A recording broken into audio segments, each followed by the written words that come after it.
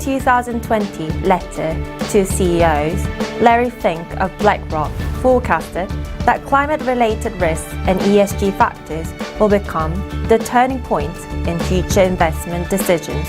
But what is really ESG? Is your company's environmental impact and uses of carbon, waste, water, and plastics all measured and well supervised? And why green finance is suddenly seen as important today? To keep up with this ongoing industry trend and questions, Asia Business Daily has specially invited experts from Europe, the Center of ESG Ratings and Green Finance. We're very honored to have these important figures for the 10th anniversary of Seoul Asian Financial Forum. We have Ben Caldecott, Professor of the Oxford Sustainable Finance Programme and Founding Director of the UK Centre for Greening Finance and Investment. Also we have Michael Sheren, Senior Advisor of the Bank of England, Piers, Haben, Director of European Banking Authority, and Jong Professor of the Graduate School of Environmental Studies at Seoul National University. For Korean perspectives, we have Park Kwang-woo, Professor of the Graduate School of Finance at KAIST. Finally, we have Chae Ji-woo, Deputy Director of Private Sector Facility at Green Climate Fund. And finally, Eugenia Ko, Head of Sustainable Investment at Standard Chartered Bank. There is no smooth road into the future. We need to channel investment funds towards ESG improvement. Let us start the event to welcome the new future.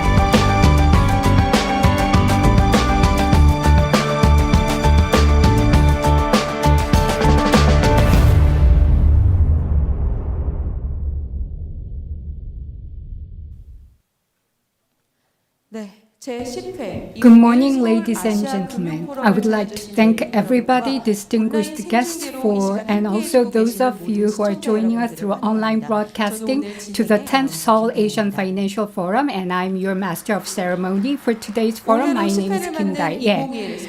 And today, we are going to deal with the theme of future financial innovation and sustainable growth, looking at the current and future of ESG. We are joined by experts from home and abroad, and they will be sharing their insightful opinions and ideas to help us to find the right strategy for sustainable future. I hope you can stay with us until the very end of today's forum. And for today's forum, in order to contain the potential spread of virus, please wear your masks during the forum and keep social distancing rules so that everything can be done in the safest possible manner. So with the global economic experts in today's program, throughout today, we are going to provide you with simultaneous interpretation services. So please use the devices placed on your table. And before we begin today's forum, I would like to introduce you to the VIPs who have joined us today, and please welcome them, each of them, with a big round of applause. First, from Financial Service Commission, we have Chairman Eun Sung-soo. Thank you very much. And from Korea Federation of Banks, we are joined by President Kim Kwang-soo. And from Korea Exchange, we are joined by President Son Byung-do. And we are also joined by President Na Jae-chul from Financial Investors Association, and from Korea Life Insurance Association, we have President Jong Hee-soo. And from Korea National Insurance Association, we are joined by President Jung Ji-won. And from Korea Credit Finance Association, we are joined by President Kim Ju-hyun. And from Federation of Savings Bank, we are joined by President Park Jae-sik. And last but not least, the organizer and host of today's forum, we are joined by CEO Lee Chul of Asia Business Daily. Thank you very much. And I would like to thank each and every one of the distinguished guests for joining us today. And in the interest of time, we won't be able to introduce all the distinguished guests, and I look for your understanding. I would like to once again all the guests for joining us today. So we would like to hear from the organizer and host of today's forum, CEO of Asia Business Daily, Lee Chul, will welcome us with his welcoming remarks. Please welcome CEO Lee with a big round of applause.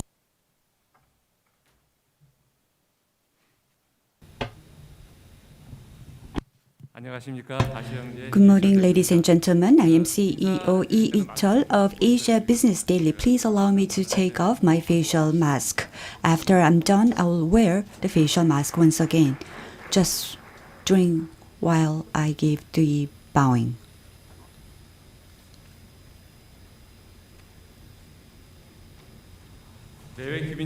Distinguished guests, ladies and gentlemen, I am CEO Lee Chul of Asia Business Daily. I'm very pleased to give greeting remarks at the 10th Seoul Asian Financial Forum. This is the 10th forum held under the theme of Future Financial Innovation and Sustainable Growth. After COVID-19 abates, protecting environment and further strengthening of the social safety net are social demands, while known by the acronym ESG, which stands for Environment, Social and Governance, has emerged as the topic in corporate management. Frankly speaking, ESG is not that difficult, but recently it is getting a lot of attention.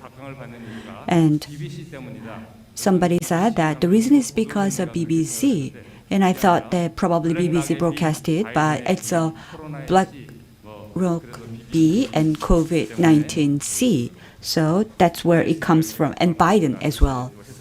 So that's how people interpret in an interesting way. Anyway, ESG is designed to predict and properly evaluate the impact of non-financial factors such as environmental, social, and governance on business performance in addition to financial factors such as economic performance.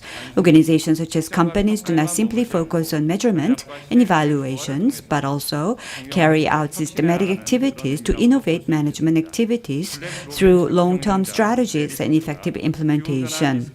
The global #1 asset management company in the world, Larry Fink, CEO of BlackRock, announced the climate change risk and ESG will be reflected as key factors in investment decision. Same applies to Korea. Large investment companies such as various Korean companies are also reinforcing ESG investment, and big tech companies are also strengthening the ESG. So ESG system is the prerequisite for the survival as well as the essential element. During the forum, we'll be talking about next normal, what kind of challenges lie ahead of us, and the task of finance as the future financial innovation strategy through ESG, sustainable green leadership, and global investment strategy as post-COVID-19 response. The forum, organized by Asia Business Daily, will serve as a foundation for various discussions from experts at home and abroad, will take place and contribute to the innovation and development of the financial industry. Thank you. Thank you very much, President Lee Chul. So thank you for your support and continued interest in promoting the growth and development of financial industry, and thank you for organizing today's opportune forum for all the stakeholders. And now we were supposed to hear from the chairman of the National Policy Committee of the National Assembly, member of the National Assembly, Yoon Kwan-seok, and he will deliver congratulatory remarks. Good morning, ladies and gentlemen, and I would like to apologize for running late slightly today. And I would like to also congratulate the organizers for successfully bringing together this forum. And as I'm the chairman of the National Policy Committee of the National Assembly, I would like to especially congratulate the organizer for successfully organizing today's 10th Seoul Asian Financial Forum. And I would like to thank President Lee Chul and everybody who has made today's event possible.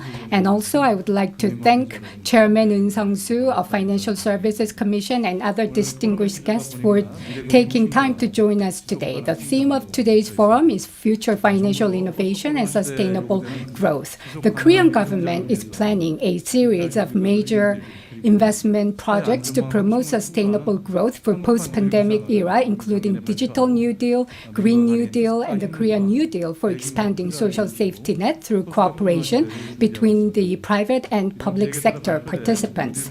The New Deal Fund that has been recently announced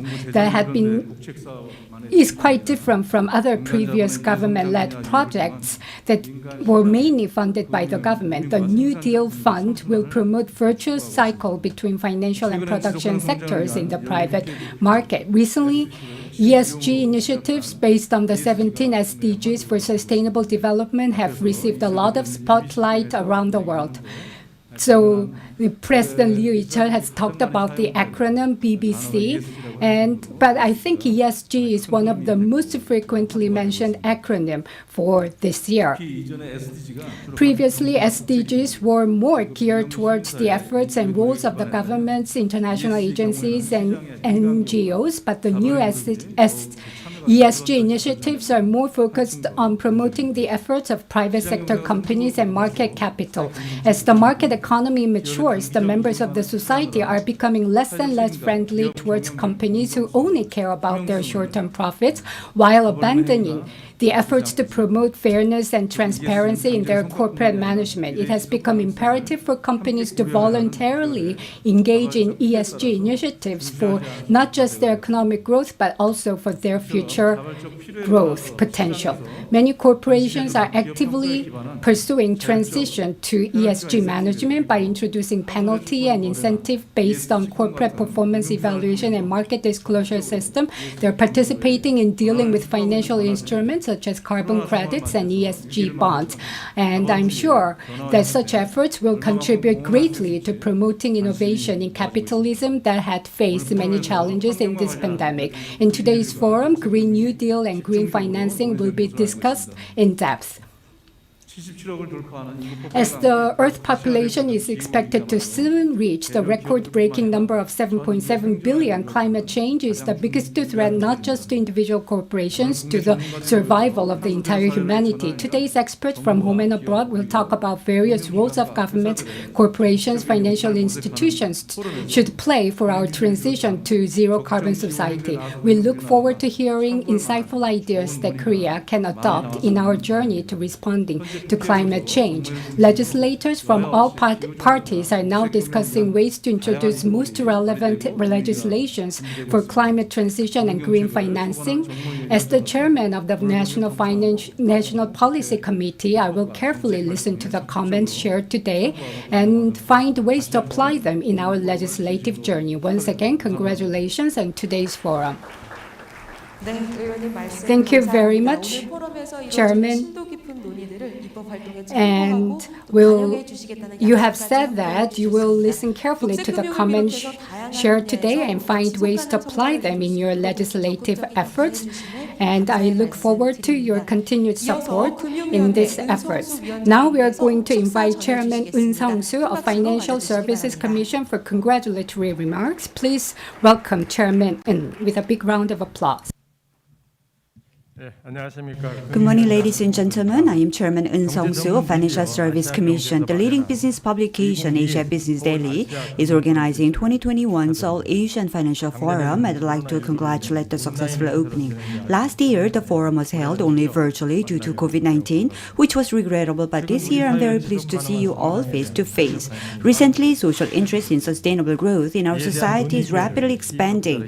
I'd like to express my gratitude to CEO Lee Yi-cheol of Asia Business Daily for hosting today's forum in a timely manner. And also my special gratitude goes to Assemblyman Yoon Kwan-seok and also the experts from home and abroad for joining us despite your busy schedule. We hope that today's forum will be an informative forum, gaining wisdom and insight for all attendees. Distinguished guests, not long ago, President Moon Jae-in said, this year is the first year for ESG management. Shifting away from the past financial performance-oriented management management to ESG management, focusing on non-financial factors such as climate and environment, E, social responsibility, S, and corporate governance, G, is a value and demand of the time. Recently, companies are also actively working on ESG management by establishing an ESG committee, expanding the issuance of the social bonds, and etc. Emerging as MZ generation, new consumption trends related to ESG are also appearing for the 2030 generation. For example, when purchasing a product, the phenomenon of meaning out has spread, which means that consumers are considering whether it is a product with an eco-friendly mark or a company that fulfills social responsibility.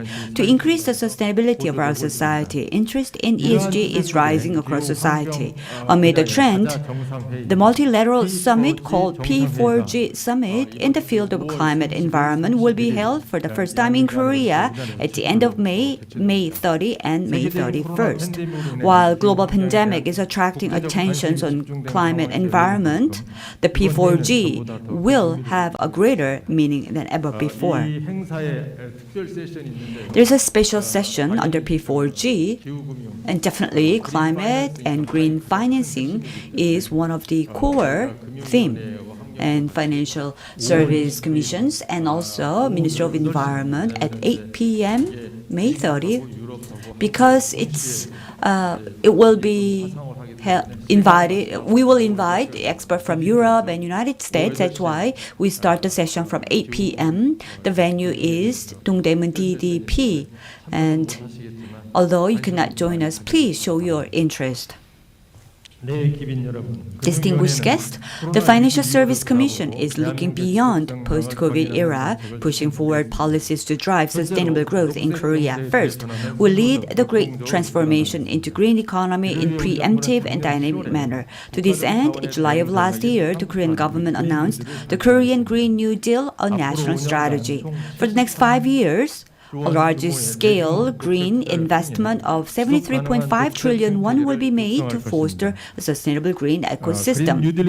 Along with the Green New Deal, we will expand financial support for green areas such as green mobility and renewable energy through special green loans from policy financial institutions. In addition, in the second half of this year, the green finance standard will be established and applied to all financial sectors.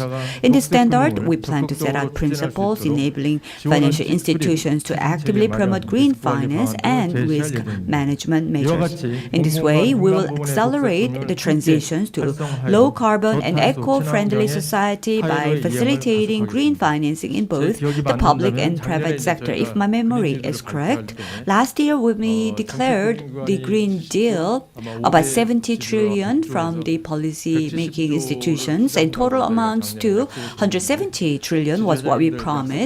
And I hope the holding companies are abiding by their promises. I hope that they are. Second, we'll continue to expand inclusive finance to alleviate social problems such as polarizations and unemployment caused by COVID-19. For sustainable growth in the future, more people, including low credit and low-income people, must be able to participate in finance and enjoy financial benefits. In July of this year, we will reshuffle Sunshine Loan 17 along with the maximum legal interest rate cut and reflect the performance of market interest rate loans in banking sectors in the management evaluation to strengthen incentive for the supply market interest rate loans. Also, with the recent spread of the ESG management, the issuance of the ESG bonds in Korea, mainly social bonds, is increasing significantly. We'll communicate with the market to see if there are any difficulties in issuance and investment process of ESG bonds, such as social bonds, that meet the public interest, such as job creation and support for the people with disabilities. Last but not least, we will support corporate governance improvement. This year, the Financial Service Commission announced a step-by-step mandatory ESG disclosure for all KOSPI-listed companies by 2030. From now, companies will disclose ESG status and present future strategies, and stakeholders can minimize information asymmetry related to the company's ESG risk. The financial authorities will continue to make institutional efforts so that ESG management and the ESG investment culture of the market can be firmly settled. Distinguished guests, a new change begins not with a grandiose plan, but what baby step we take for the first time.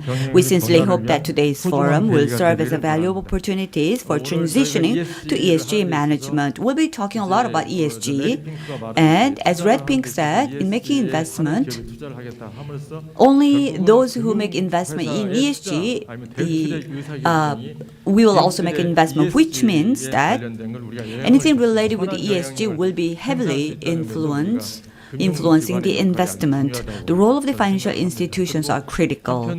At the same time, I believe that financial institutions, it's our own ESG must be reflected. We need to show examples, and based on that, we can exercise beneficial influence to other stakeholders. That is my hope and expectation.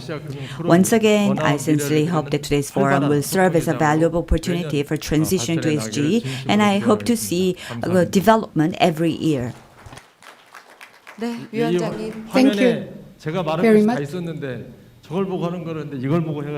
I was supposed to read my script from my screen, but I was sticking to my paper. It was too late for me to realize it, but it still was a great, congratulatory remarks. Please thank Chairman Eun Sang-soo of Financial Services Commission. He has pledged efforts to make all the legislative and systematic efforts for green sustainable growth. After the COVID-19 outbreak, it has become more important for us to strengthen our social safety net. ESG stands for environment protection, social contribution, ethical management, and it will help consumers to make the right choice and business leaders to make the right management decisions. And in today's Seoul Asian Financial Forum, we will look for ways to overcome the risks from home and abroad, creating new values, paving the way for sustainable growth, and we have invited experts from home and abroad to share their insights. So in order to promote sustainable growth in the global market, we'll talk about the future direction for our financial industry, and we are going to be listening to the keynote presentations followed by panel discussion. So first, we will have keynote presentation and special presentations and a panel discussion. And we are now going to present to you the keynote presentation of the day. Founding Director of UK Centre for Green Financing and Investment and Professor of Oxford Sustainable Financial Program at the University of Oxford, Professor Ben Caldecott will join us through video. Thank you. Hello, thank you so much for that very kind introduction. It's wonderful to join you for the 10th Seoul Asian Financial Forum. It would have been delightful to be in Seoul, and I'm sorry to be joining you virtually, but hopefully you can see me and hear me loud and clear. I'm going to be speaking a bit about sustainable finance, the drivers and future directions in this very exciting and important area of financial services. So what I wanted to do was quickly talk about the scale of the opportunity. I then wanted to talk a bit about risk and materiality and associated changes in supervision. Those are very important for many of the people, I think, in the audience. I also wanted to talk about impact and trying to make a difference through sustainable finance and investment, which is, of course, a large part of what all of this is about. And then I wanted to share with you some thoughts about the future direction of sustainable finance, in particular, transition finance and also spatial finance. And both of these, I think, are very exciting for the future of financial services more generally, actually, but a core part of sustainability and sustainable finance. So what are the drivers? So the first driver, the first bucket, if you will, is opportunity. And in part, this is about scale, quantum, the sheer amount of capital required to transition. So this slide shows you a study from Nature, the journal Nature, estimating the amount of investment required, additional investment required per year to achieve different climate targets. And you can see here, up to 2050, to achieve the Paris Agreement, which is to stay within 1.5 degrees, they estimate that globally we will need over 1.5 trillion US dollars each year above and beyond what we currently invest in the energy system to achieve 1.5 degree target. That number falls to about $1 trillion if we target 2 degrees. And then they estimated the nationally determined contributions, the promises that were made just after the Paris Agreement was negotiated. So this is around 2016, the nationally determined contributions. And as you can see, that number's lower. And that's because the level of ambition in nationally determined contributions then was much lower than it is today. So what's happened, partly progress in Korea, of course, but also in Japan, China, the United States, Europe. Nearly 90% of the global economy has some kind of net zero target now. So the NDCs are getting closer to the 2 degree, 1.5 degree level. And this implies a huge amount of investment. And it's not just the energy sector. So if you think about it, it is heavy industry, it is transport, it is anything to do with infrastructure, it is agriculture. All of these sectors, it's subsectors that are massive, like the automobile industry. It's shipping. Name your sector. There's a massive capex requirement, and that's in part because we're moving from an economic system based on OPEX, based on operational expenditure, to one based on capital expenditure. To take an example, if you're building a wind farm or solar park, most of the cost is up front. After you've built the plant, the facility, the wind and blows for free, the sun shines for free, the marginal cost is very low. In contrast to if you build a gas-fired power station or a coal-fired power station, where most of the lifetime cost is actually in the fuel that you're burning, combusting in that facility. That's the proposal. So it's an OPEX model. We're moving to a CAPEX model, an upfront cost model, across all of these sectors. And that means there's a huge demand for capital, and that means there's going to be a huge demand for financial services firms that can deploy capital and help people organize capital. And we're seeing this already, of course, as well. We're at the beginning of this transition that's rapidly accelerating, but these are numbers from Bloomberg Energy Finance, tracking investment, global investment in the energy transition by sector. And you can see for more than a decade, we've been seeing investment above the $200 billion mark. And over the last few years, we've seen a very significant growth in investment in electrified transport. Obviously, these numbers are not sufficient to get us to 1.5 degrees, let alone 2 degrees, but they show what's possible, very rapid growth in a relatively short period of time. And these are now mainstream sectors that are absorbing a huge amount of investment. So the size of the requirements is really exciting for financial institutions. Another aspect of this, and this is driving a lot of inflows into sustainability funds and ESG funds, is this relationship between ESG performance and financial performance. And there are a number of studies that look at this, and this is one of a number of meta-studies. This meta-study basically looked at all these different bits of the literature, different academic papers, looking at the relationship between ESG performance and financial performance, and they found that there's a positive relationship for 58% of the corporate studies focused on return on equity or the stock price, for example. Investment studies also showed strong correlation with outperformance. And there's also a duration effect here. So the positive effects can happen over the longer term. This is another finding from this meta study. There are any number of reports one can point to looking at this evidence base. I think the theoretical underpinnings of this are robust, that companies that adopt ESG practices, all things being equal, are going to be more efficient. They're going to deal with reputational risks more effectively. If they're more efficient, more productive, that's going to improve their profitability, their stock price. It's going to make them less risky. That's going to reduce their cost of debt, cost of equity.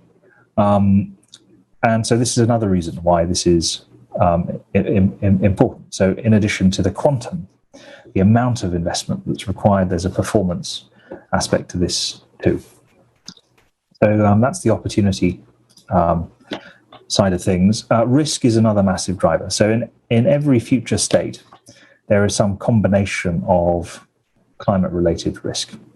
And this chart shows you, you can have scenarios where we tackle climate change rapidly. And we do that through policy and regulation. We do that through technological innovation. We do that through changing social norms, changing consumer preferences.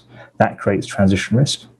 And as a result, we have less future climate impacts. We have fewer storms, fewer floods, fewer wildfires as a result of as a result of increasing the pace of the transition. Or we have scenarios where we don't act, and as a result, we have more climate change, more of those events that I talked about before, those climate events, weather-related events. And as a result, we have less transition risk. So every future state has some combination of risk.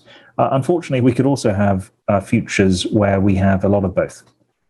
We have a lot of physical risk and we have a lot of transition risk. I actually think that's probably where you should be planning to be, and where we should all be planning to be, because that's what a prudent risk manager would do. But also, there's good reason to believe that we'll have a lot of both. Firstly, I don't believe that transition risk can be put back in its bottle. A lot of the drivers that are disrupting sectors of the global economy would continue, even if we woke up tomorrow and we all suddenly believed that climate change wasn't happening. It wasn't a problem. Would the deployment of electric vehicles, would the transformation of the automobile industry stop if we thought climate change didn't exist? No, it would continue. It might continue a bit more slowly, but it would still disrupt that whole industry. And similarly with renewable power, it's already cost-effective, cost-competitive in most parts of the world already. Is that going to stop? Are we going to stop building wind farms, solar parks as a result of this, when it's the most cost-effective thing to build in many places around the world? No, we're going to continue doing that. That's going to continue to disrupt markets. And also, we're likely to have quite a lot of physical risk in the future. We have a lot of warming already built into the system. So the Paris Agreement is targeting 1.5 degrees above pre-industrial levels. We're currently at about 1.13, 1.14 degrees above pre-industrial levels. So there's not a long way to go before we reach 1.5 degrees. And even if we stopped emissions globally tomorrow, which again is impossible, but if we did, we would still have a lot of climate change baked into the system. We would still be having to deal with, we would still be having to adapt to physical climate change impacts. And of course, there's always the threat that the risk, the chance that the scientists have got it wrong, that there's runaway climate change, they're tipping points, that actually the models have been too conservative and we have more climate change than we thought. So it's quite possible that we have a lot of both of these things in the future. And it's not just climate risk, it's also other forms of environmental risk. And I've alluded to some of these already. It's technological change, it's policy and regulation. More policies are getting introduced to deal with environmental issues. Where they get introduced, they become more stringent. We have climate change already happening. We've got biodiversity loss. Consumer preferences are changing all the time, rapidly. Whether it's vegan January or the fossil fuel divestment campaign or whatever it might, alternative proteins. Consumer preferences can change very quickly. Just look at, for example, plastic straws in some jurisdictions went from being absolutely fine to being completely socially unacceptable very, very quickly. Of course, there are massive differences between different parts of the world, but social norms do play a really important part of shaping markets, shaping demand. Litigation liability, increasingly important there. Hundreds of court cases now actually around the world testing the law on whether companies have misreported their climate risk exposure, mismanaged their climate risk exposure, caused climate change in the first place. There are a number of different legal routes that are being explored in courts around the world in different jurisdictions. And how courts interpret these things and how they judge, how judgments are made depends on social norms. Judiciary is a mirror image, in a sense, of society. So as society's views on things change, the judiciary's views will change. Society's views on these things will change. as climate change takes effect, as regulations change, as costs change. And so one of the very interesting things for me and for my colleagues at Oxford and for other researchers is, how do these risks interact with one another in different sectors? How do you price them? Can you price them? And it's really difficult because these things are interrelated. There's a lack of a track record. They're new. They exhibit tendencies to be nonlinear, tipping points. But the key thing is that you can look at different sectors, and I've already mentioned a few, like the automobile industry and the power sector, where they're already having a massive impact. Trillions of dollars of value has been affected because of some combination of these risks. And they're not far off, distant thing. They're a current, urgent thing to deal with today. And these risks percolate up through the system. Risks affect assets, physical assets, intangibles as well in different ways. Companies operate assets. Asset managers and banks lend to companies and assets or invest in companies and assets. Asset owners, pension funds, sovereign wealth funds, insurers, central banks now increasingly as well, of course, are investing directly in assets or in companies or allocating capital to asset managers. Through asset managers or directly they in the banking system as well. And you then have governments, policymakers, and governments who are interested in growth, stability, resilience, meeting the Paris Agreement. So these risks that I've described, they start at the asset level and then percolate up through the system and affect everyone. And that's one of the reasons why they matter. Now, I've talked a bit about transition risk and these other risks that are driving change. Now, is there evidence of this being priced? Are these things having an impact today? We did some research at Oxford, it was published last month, looking at loan spreads. So this actually looked at all the different subsectors of the power system. We looked at energy, we looked at production, we looked at generation, we looked midstream, we looked across all the key markets to track how loan spreads have changed over the last 20 years for these different technologies across different markets, using data from LPC Deal Scan, 14,000 or so loans around the world.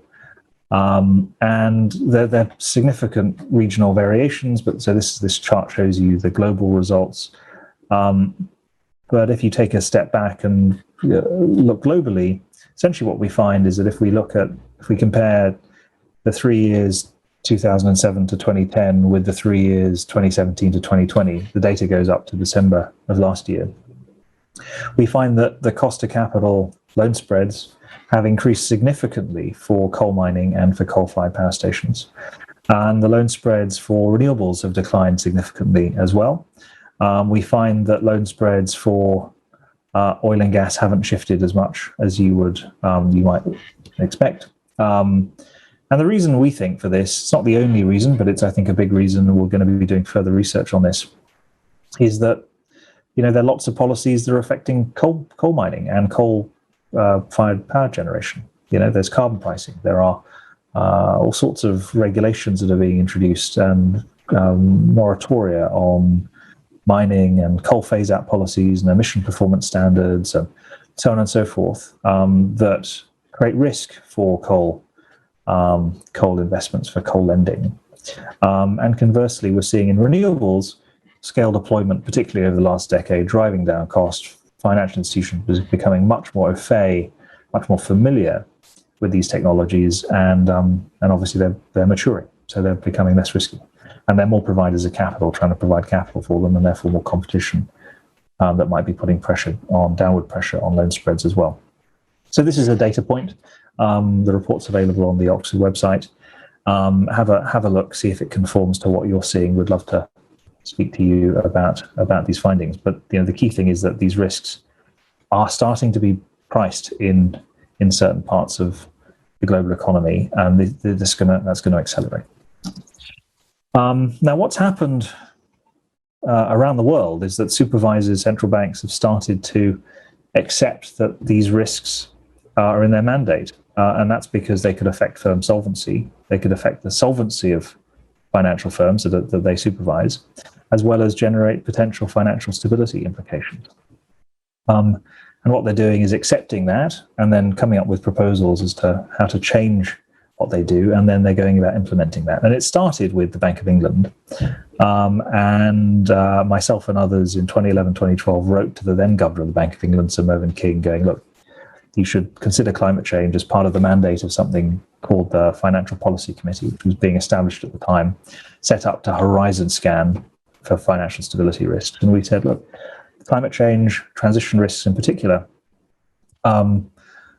these aren't priced by financial institutions. The amount of value exposed to these risks is significant. If there was a repricing, it could happen in a disorderly way, in our view. And the then governor wrote back and said, thank you very much for your kind note, but we don't agree that these are mispriced, or that a mispricing would, or pricing correction would result in financial stability implications. Thank you very much. But a number of things happened after then, including a new governor of the Bank of England, Mark Carney. There was a formal request from the UK government to the bank to think about climate risk. And they produced a report that I was actually a co-author of that came out in September 2015. Most of that work starting in late 2014, continuing over 2015. Focused on insurance initially, but looking at exactly this question, should this be in our mandate? And the answer was yes. There was subsequent work on banks, and then changes to supervision were proposed in 2018, came into force in 2019, and they're being implemented now. And these supervisory expectations are hugely important because they place significant requirements on supervised firms. They force those firms to have a senior manager identified as the person responsible for climate risk in the firm. They require board senior management to have decision-relevant information to manage these risks, amongst a whole bunch of other things. And it means profound changes to how banks measure these risks, manage them, integrate them into what they do.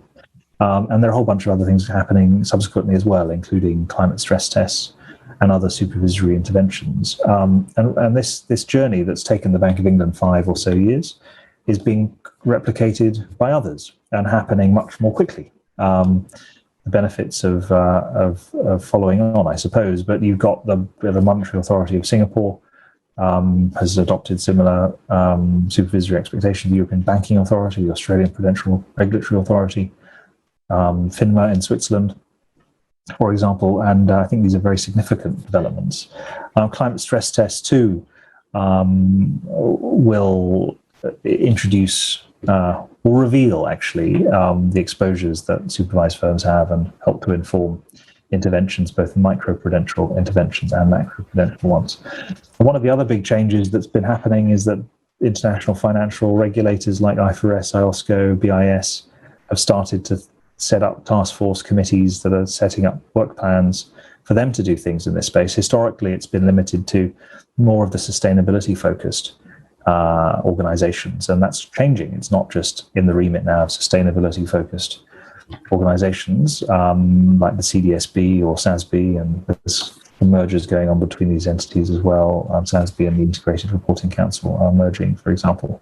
The fact that the big players, the mainstream players, IOSCO, you don't get more mainstream than the IFRS or IOSCO or BIS, and taking this seriously means that this is being mainstreamed across the system, and finance professions have a really important role to play in doing this. These are finance professions that have committed to integrate sustainable finance into their core curriculums, into their continued professional development opportunities, to make sure that if you're a member of one of these finance professions, and remember there are millions of members of finance professions around the world, accountants, chartered financial analysts, actuaries, and so on and so on, that's going to result in change across the system. Another really important driver of change is wanting to make a difference, and I could talk a lot about this. I wanted to share with you some data points. Demand from retail investors is growing. This is from Morgan Stanley looking at doing a sample of the general population and a subsample of younger people, millennials, to see if they're interested in sustainable investing, how that's changed over time. And you can see there's already very significant interest. There's growing adoption. That's particularly happening quickly for millennials and younger generations. So the generational shift underway. This is from institutional investors, presumably reflecting interest from their beneficiaries and from their clients. And you have 92% of institutional investors surveyed saying that they agree or strongly agree that over the long term, ESG issues will have real and quantifiable impacts. 89% agree or strongly agree that generating sustainable returns over the long term requires a sharper focus, particularly on environmental and social factors. This was 2017. The numbers will have increased by now. This is looking at CFA Institute members, chartered financial analysts, whether they look at ESG factors. This is the most up-to-date survey I could find. The numbers will be higher now. You can see that that's increasing over time. And then you have, for example, COP26 in Glasgow in November, which this the international process, the UN process, creating these moments to ratchet ambition from non-state actors, including private financial institutions. So one of the big things that was announced last month is the Glasgow Financial Alliance for Net Zero, GFANZ, which is all about, as part of Race to Zero, is all about trying to get ambitious, robust, meaningful, accountable net zero commitments from financial institutions around the world. There's still a long way to go in terms of increasing the number of commitments, ensuring that those commitments are genuine commitments, that they're actually going to mean something. But the huge amount of interest and the size of the commitment, 70 trillion of assets, made commitments last month as part of the Glasgow Financial Alliance for Net Zero, shows that this COP will be different than other COPs in the scale of financial sector involvement, and that's hugely important. Now, opportunities, and I just wanted to touch on two sets of opportunities. The first is transition finance. So I define transition finance as the provision and use of financial products and services to support counterparties, such as companies, sovereigns, individuals, to realize alignment with environmental and social sustainability. And there are a number of ways, of course, that financial institutions can provide transition finance, can help their clients transition to net zero, can help their clients become more environmentally sustainable and socially sustainable. One of the key things, one of the key products that I think is going to be a massive part of this, a really important agenda, is sustainability-linked finance. And this is sort of where, the essentially creates a really strong real economy signal.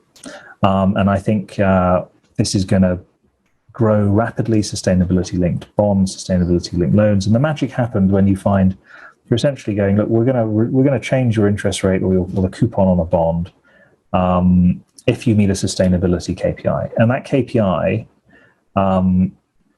has to reduce credit risk, and it also has to improve environmental sustainability. So if you can find KPIs that do these two things, you can then create a structure and you can incentivize counterparties to do something that makes them less risky, but also improves the environmental outcomes. So a simple example of this would be, okay, I'm going to reduce the interest rate on your loan if you reduce your energy use by X% next year and the following year. And why does that create this benefit? Well, reducing energy use, say it's an energy-intensive company, will reduce the counterparty's credit risk because it's a large part of their expenditure. If they reduce their energy use, they're going to become more productive, more efficient. They're going to be a safer bet. That reduces their credit risk. And you can pick that up in your credit risk models. And you can share some of that reduction in credit risk with them to incentivize them to do it. And of course, reducing energy consumption in many countries, of course, given the nature of power grids and the use of fossil fuels, has a positive impact on the environment. So that's just a simple example. There are going to be lots of other examples, but we've got to find these win-wins. And we've got to ensure that those win-wins get embedded in financial structures and products quickly, that they get scaled, that we find the best, most effective ones and promote sustainability-linked finance, because it's going to be so much more impactful than some of the existing use of proceeds structures, in my opinion. Now, the other thing that I think is going to be transformational, not just for sustainable finance, but for finance more generally, is what I call spatial finance. which is the integration of geospatial data and analysis into financial theory and practice. And pretty much all of the risks, all of the externalities that are related to the environment, climate change, are in some way spatial. They depend on where you are on the planet. Context matters. You need to know where your assets are, and then you can measure their risk exposure. You can measure how they're going to affect the local and global environment as a result of that. Now, how do we do that? Well, we're going to need really good data, and we're going to need more of it. And part of that is going to be about Earth observation and satellite imagery in different spectral bands, processed using developments in AI, basically. And well, the amazing thing that's happened over the last decade is an explosion of new Earth observation platforms, many private, some public, that basically mean you can take high-resolution pictures of every point on planet Earth every single day and then process that information. And link that, if you can link that back to assets and who owns those assets, you can link that to securities, and then you can do some really powerful analysis. With a lot of this being automated using developments in AI and machine learning in particular. Now, this means unprecedented amounts of information, the ability to see what's going on in companies without them disclosing a jot. And the implications of this are really quite profound for trying to figure out what's going on in companies and in portfolios. And is a prerequisite for, I think, properly measuring climate and other environmental risks and externalities. And I'm very hopeful that change can happen quickly, because finance has a really strong track record of changing quickly. Norms, practices that are successful get copied across the world. Rapid innovation, mainstreaming is a feature of the financial system. And that's for a bunch of reasons. Low barriers to copying successful strategies, big incentives for copying successful strategies. And I think one of the things we all need to reflect on is, how do we use this natural tendency within finance to replicate, to mainstream, to change quickly, to make sure that finance and investment really does align with sustainability, and as a result helps to change the world for the better. So I'm going to stop there and looking forward to questions. Thank you. Thank you very much, Professor Ben Caldecott, the global expert in green financing. And thank you very much for the insightful presentation. So we'll now move on to the first session. And the theme of the first session is Green New Deal and Green Future. And we have two presentations. First, we would like to invite Senior Advisor Michael Sheren from the Bank of England. He will. Good morning. My name is Michael Sheren. I'm a senior advisor at the Bank of England, and I'm very, very pleased to be with you today in Seoul, Korea. But as you know, I'm with you virtually. And unfortunately, I can't be with you in person. But when this pandemic is over, I look forward to visiting all of my friends, both in the private sector, in the government, and policymakers back in Seoul. Hopefully, that'll be towards the end of this year. But right now, I've got a great opportunity to speak to you about how green finance will play an important and actually a key role in helping transition the Korean economy, and how it'll help Korea meet the net zero carbon commitment that it's made. Now, before I start, I'd like to thank everyone. I'd love to thank the people who have organized this at ACRE, and most importantly, all of you that are there both in person at the conference, as well as those of you that are tuned in on Zoom. Hopefully, I'll be able to display some of the information that I've gained over the last few years, and also give you some ideas on how Korea can really take advantage of this great opportunity. Now, a little bit about me. So I'm a senior advisor in the Bank of England, and I lead a lot of our work on green and sustainable finance. That includes some of the research that we've done on how sustainable finance and the risks associated with climate change impact some of the firms that the Bank of England regulates, such as insurance and banking. But also, I was the co-chairman of the G20 Sustainable Finance Study Group, which started in 2016. Korea was a very active and important player in the G20 in this particular group. And it was the first time that financing was put around environmental and climate issues and how the private sector could cooperate and work with the public sector on trying to finance this transition. So I've been very active in that.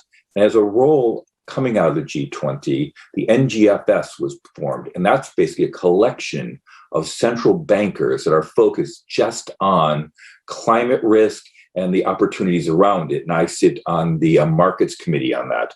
So as you can see, from a policy point of view and from a governmental point of view, I've got quite a background. But prior to joining the Bank of England almost 10 years ago, I spent 25 years in both Wall Street in New York, as well as the City of London as an investment banker. So I have very good commercial background in finance. So what I'm trying to do today for you is bring together the commercial aspects of finance, the imperatives around green and climate, and how they can help transition the Korean economy to form and support the commitment Korea has made for a net zero carbon. So with that, the first thing I'd like to do is congratulate Korea. It was one of the most impressive things that happened in 2020. It's been a very, very difficult year, 2020, and certainly 2021. It's getting better. But during the year of 2020, Korea pledged and will put in legislation net zero carbon, as did Japan, and so did China, and has also the United Kingdom and the European Union. And as you probably know, the United States is far more engaged in the important area around climate as well, and they're very supportive of many of these measures. Now, many of you have not really thought about what does net zero carbon mean, and what role does green or sustainable finance have in Korea achieving that? So the first place to start is what is net zero carbon, and why is it important? So, well, net zero, and the key word in this is net.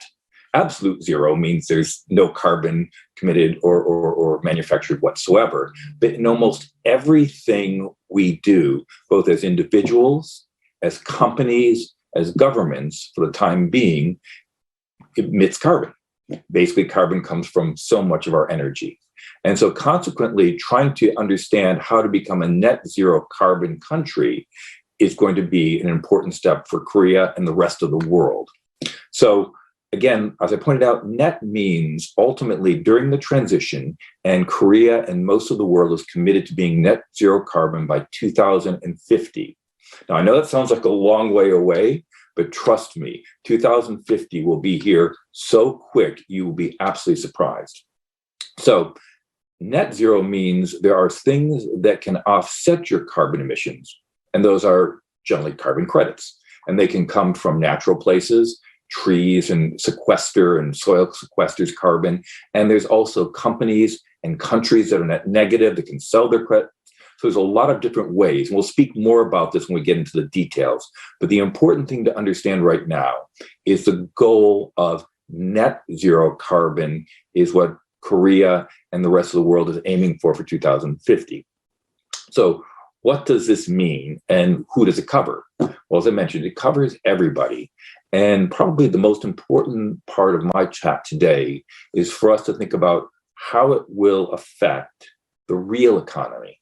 Now, again, the key to this speech is how do we use green and sustainable finance, but finance is linked directly to the real economy. It helps companies grow by providing working capital, capital expenditure money, loans for acquisitions, but it's really the real economy that's the key here. And obviously, Korea is one of the engines of the world in terms of the real economy and producing important things such as ships and automobiles and all kinds of other industrial pieces of equipment. So how this real economy is affected by net zero carbon and the role of green finance is going to be absolutely critical.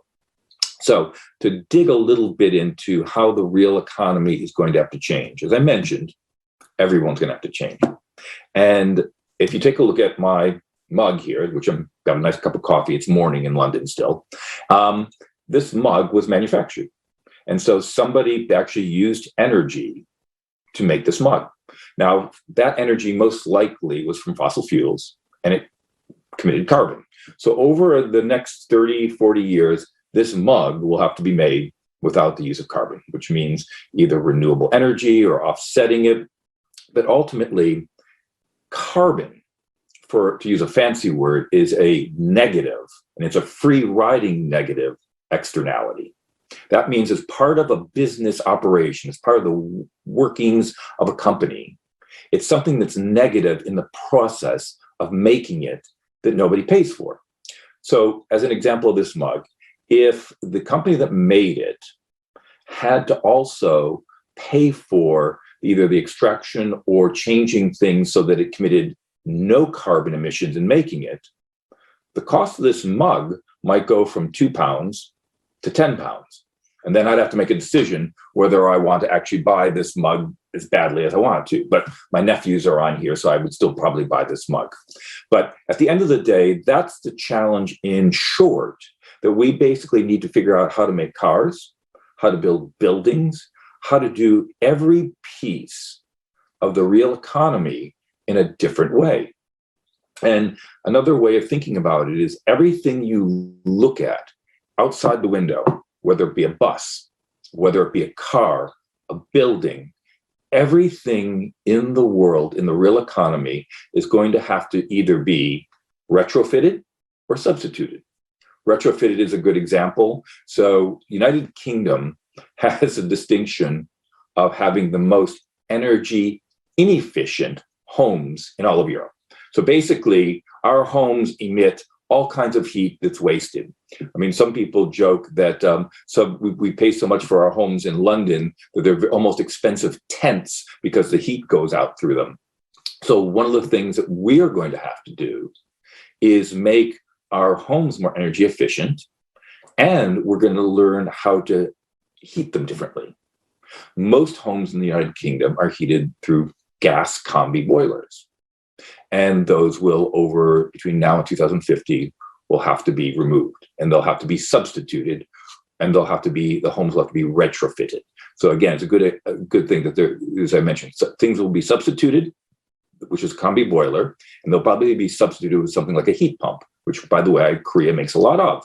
And the other things that we'll have to do is retrofitted, which means the homes will have to be retrofitted. And if you start thinking about that, every piece of the economy will have to change.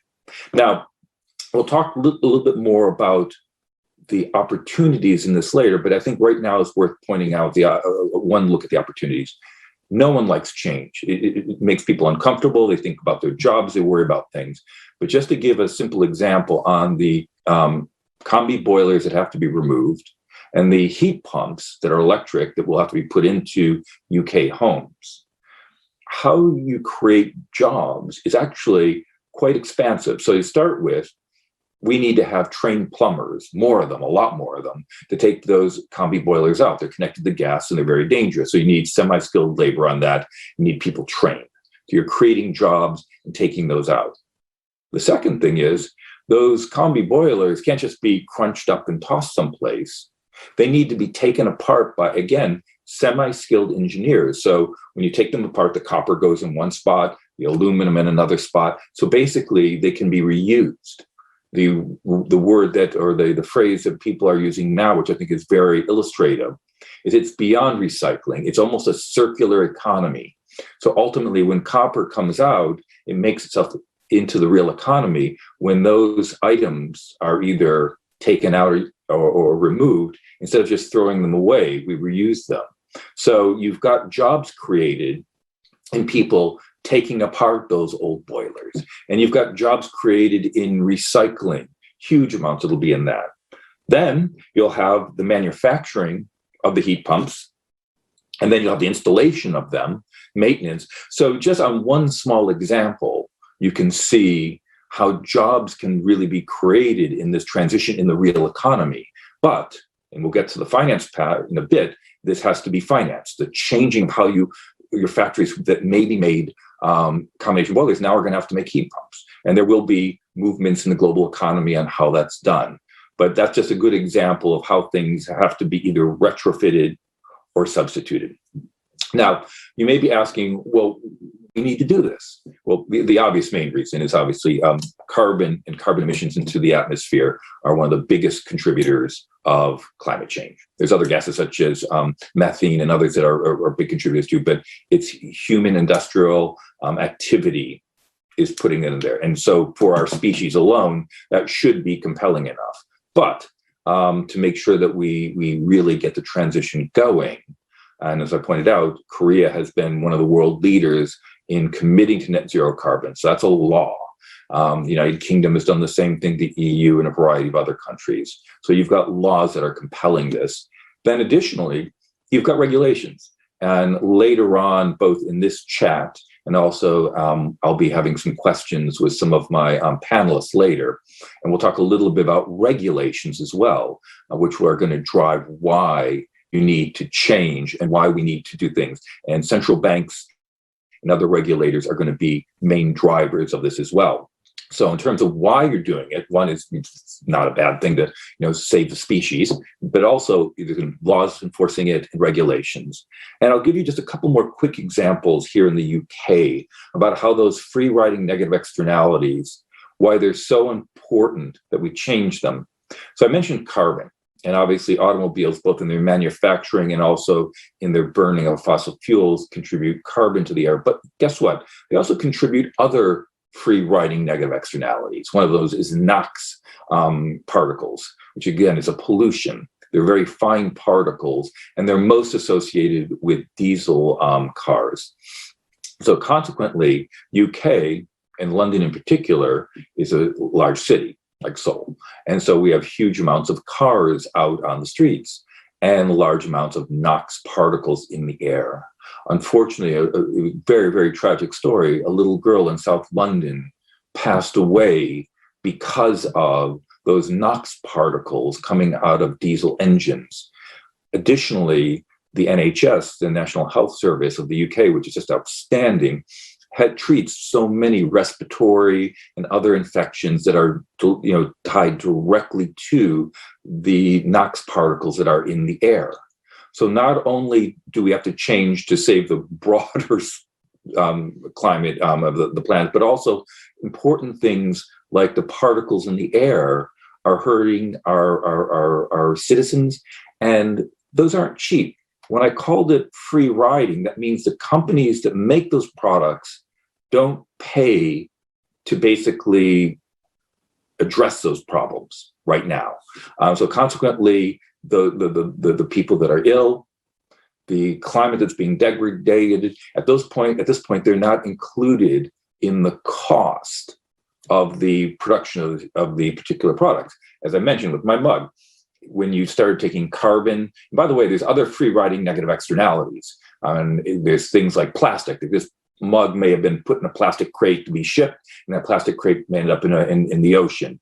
The company that makes them may take the data from its customers and misuse it. They may actually have a facility that dumps water with cleaning liquids into it. So there's a variety of things that are included, but our real focus here is on carbon, because that's the commitment the global governments have made to moving to a different, more sustainable economic model. So again, free riding doesn't mean they're free. It just means the manufacturer isn't paying for them, but ultimately they will need to change business models. And the second half of this chat is around how it's financed. But again, it's important to think about how the real economy plays in this, because they're the ones that are going to drive the change. So with that, what I'd like to do is move to the importance of green and sustainable finance.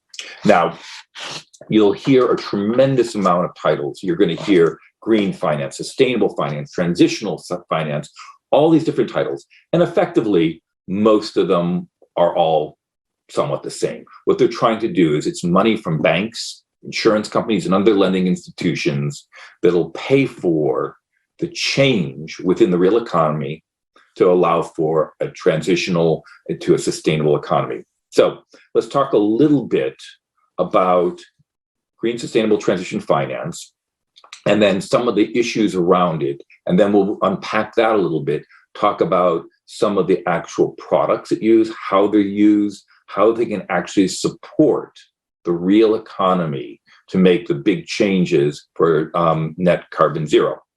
So to start with, we've got, as I mentioned, financiers. And when they do this green sustainable financing, the one thing you don't want, and you'll hear a tremendous amount of people talking about, is greenwashing.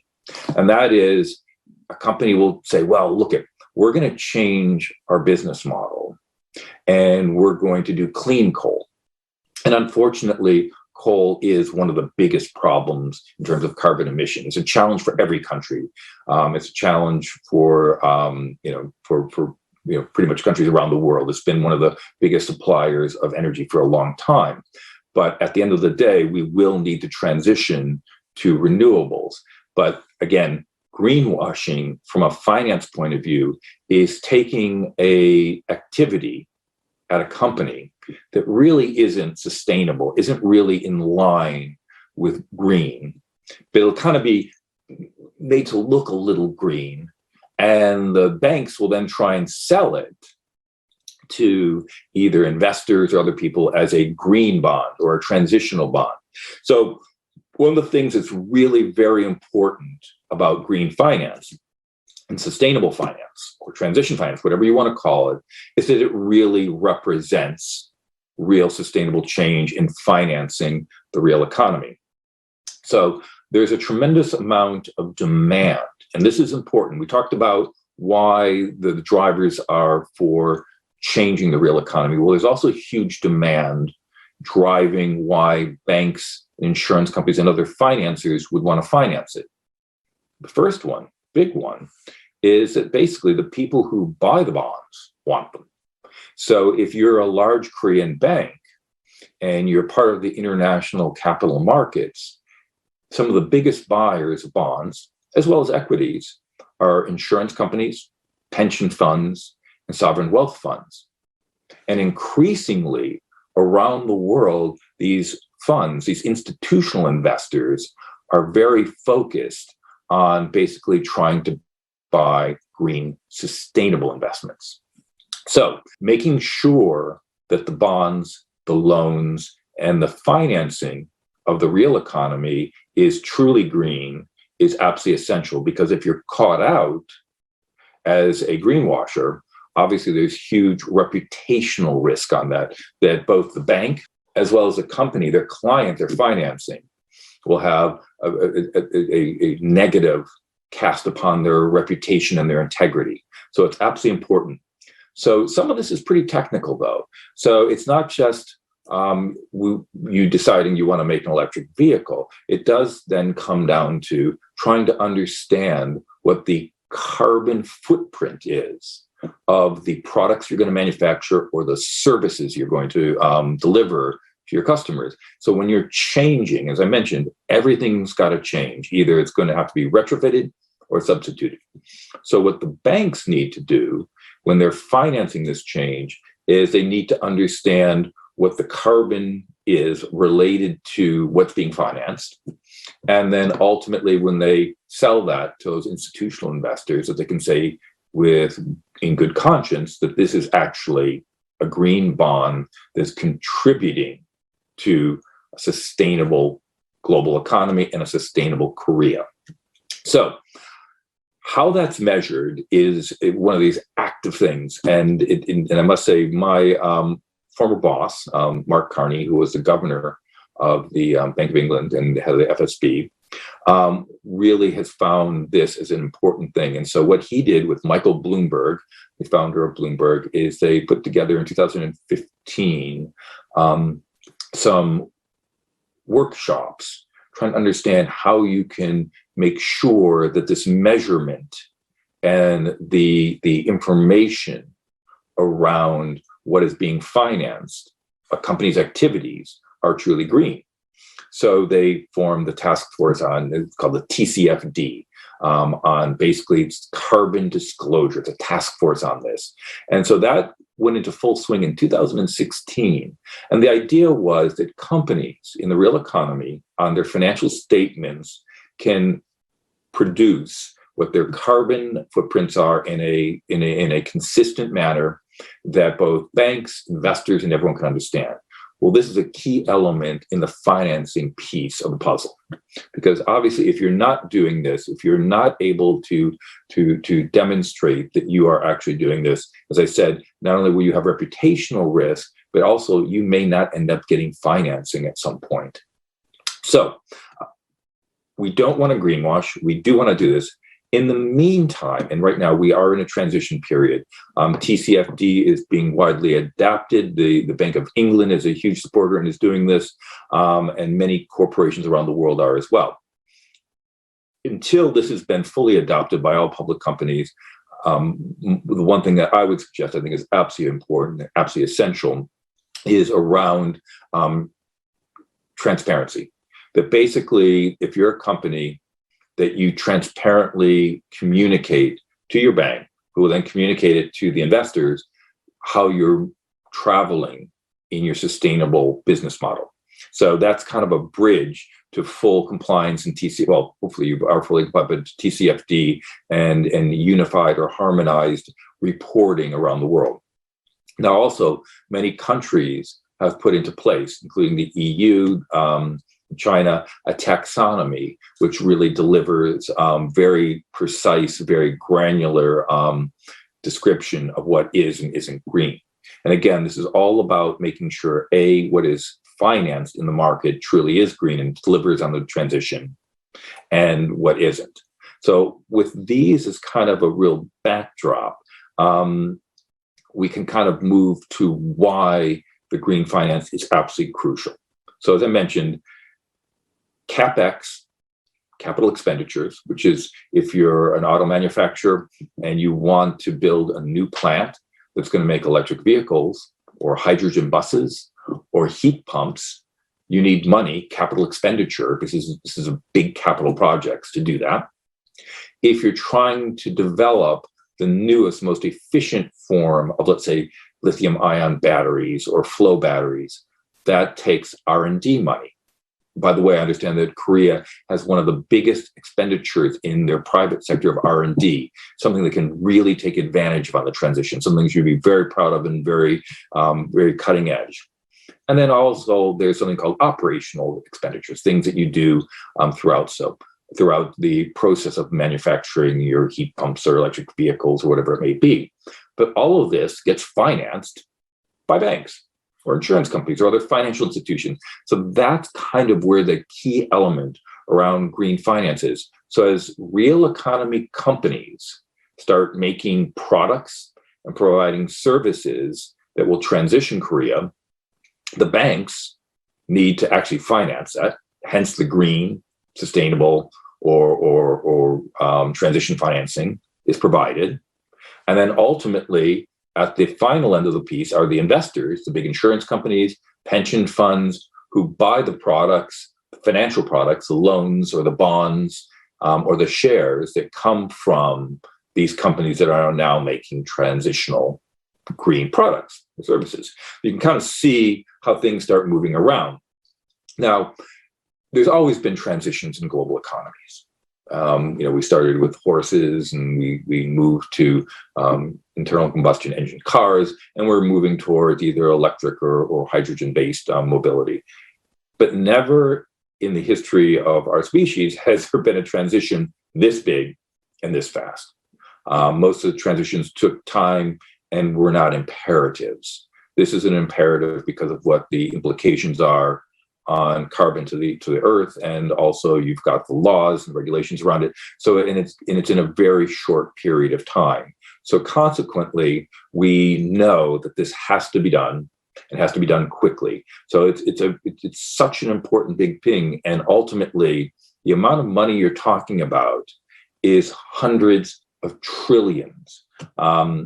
Roughly about 100 trillion, 120 trillion of institutional money out in the institutional marketplace for green bonds to buy. And this will also mean flowing of funds will go to those businesses that are most out in front. Now, you need to think about what are the financial products that can really drive these transitional products and companies. Well, obviously, as I mentioned, there's a CapEx that you can provide to a company for making their their new hydrogen buses. But there's also things called asset-based financing. So you might get a loan or a bond from your bank to do the new factory, but also you would like to do small financing for the cars that are going out to people. And as you probably knew, those of you that are in the financial markets, there's something called ABS, which is asset-backed financing. And all that is you take lots of little tiny loans, let's say on electric vehicles, and you pool them together and you put them effectively metaphorically into a mug together. And so all the money being paid by the people who either lease or buy these cars are all collected together, and they pay the coupon on the bond, on the ABS bond. This is a very attractive piece of financing in the markets, and it's a grade, something we call green ABS. So not only can you get a green bond for building your new factory, you can also get your product financed through, it could be pools of heat pumps. It could be small monitors that go inside of office buildings that track the efficiency or inefficiency of the buildings. You start thinking about this, everything can be financed as you start determining the green transition in a way that you can produce even smaller loans into green bonds. Now, as we talked about, net zero carbon is something that's going to be really, really crucial on the financial markets' minds. It's also going to be on the minds of their clients. Again, the people who make the electric vehicles, the people who make the heat pumps, because ultimately, as they start moving their business, so let's say you make regular cars, internal combustion cars, and you also make electric vehicles. And combined activities, your carbon footprint is 100. And that over the next 20 years, it needs to get to zero. Now, again, the way to get to zero is two ways. One is to change your business model, which again, the green finance, the transition finance will help you do. The other way, and this is again, depending on how fast governments want the real economy to go, you can then offset some of your carbon. So if you're at 100 today, and let's say in 5 years, you need to be at 75, you can get to 80 through CapEx and change of business product, but that last 5 you can't get to. So in that case, you would need to purchase carbon credits. And again, carbon credits are, as I mentioned earlier, they either come from a source of either natural carbon credits from something that sequesters it, or they can come from carbon negative companies or countries. So you'll see that. Now, what this has to do with green and sustainable finance is it's part of the whole banking system. Right now, companies, when they need a currency swap, let's say a Korean company is looking to sell their products in the United Kingdom, they would get a won swap with pound sterling. And so consequently, you would have that put in place. Those swaps could be traded, they could be sold, they could be kept. Now, what you'll find as part of the financial products as we move forward in net zero carbon is the importance in the financial markets also for carbon credits. So I think that's an important thing to think about as well when you think about green and sustainable finance. So again, to kind of work through the products again, you can either do loans or bonds. The important thing about loans, and loans really account for right now close to 60 or 70% of all the green sustainable debt issued by banks. And when I was doing my work in the G20 in the Sustainable Finance Study Group, which I must say, our current governor at the Bank of England, Andrew Bailey, he's the one who gave the approval for the UK to co-chair this and was a real driving force behind it because he could see the importance in this. And it wasn't just important for the UK, because as I mentioned, so much of that green sustainable debt is in the loan format. And so you go to emerging markets, far beyond the big industrial players like Korea and the United Kingdom, whether you're in Africa or smaller Asian countries, most of their companies are financed by small loans. So basically being able to develop these products that can actually aggregate these loans and these green sustainable loans for the financial markets in those countries is absolutely critical, because ultimately everybody has to make this transition. It has to be a fair transition. It has to be a transition that helps everybody have not just cleaner air, a better climate, but also safer, better jobs. So again, all these products aren't just key to countries like Korea and the UK. They're critical to everyone.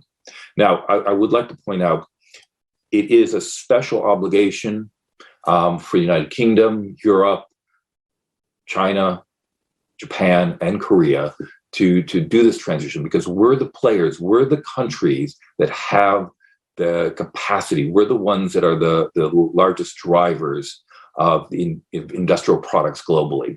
And the G20 countries alone make up 82% of the carbon emissions.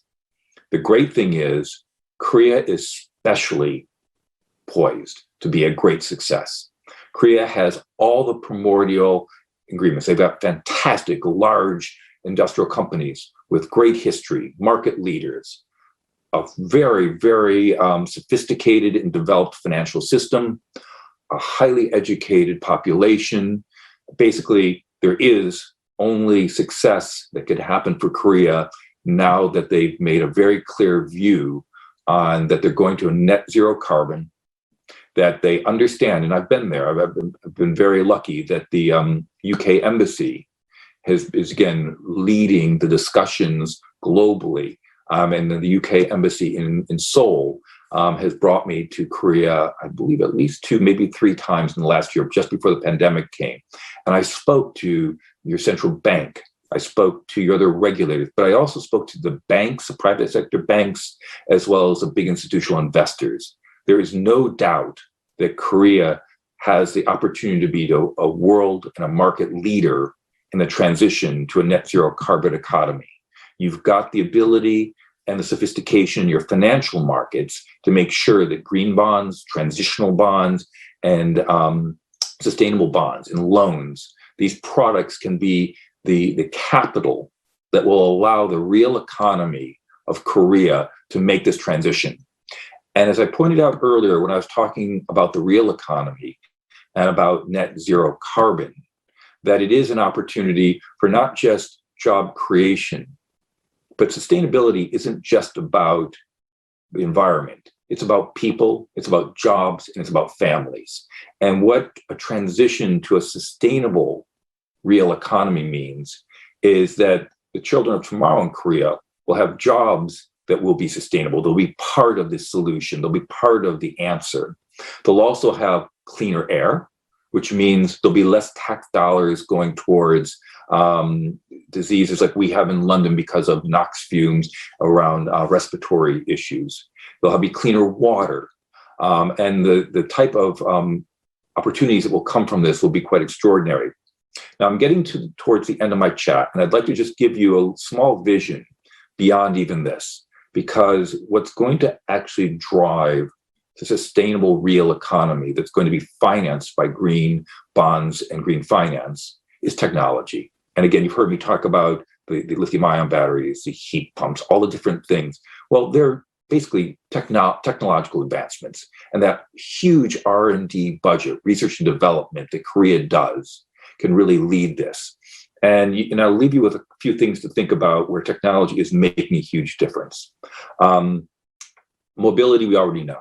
Electric vehicles, hydrogen buses, fantastic. But also there's discussions around there'll be electric planes, from what I understand, for short haul in the next few years. There'll be hydrogen large trucks to carry products. And also I've seen hydrogen ships. So shipping will change massively. So mobility will be a huge, huge change.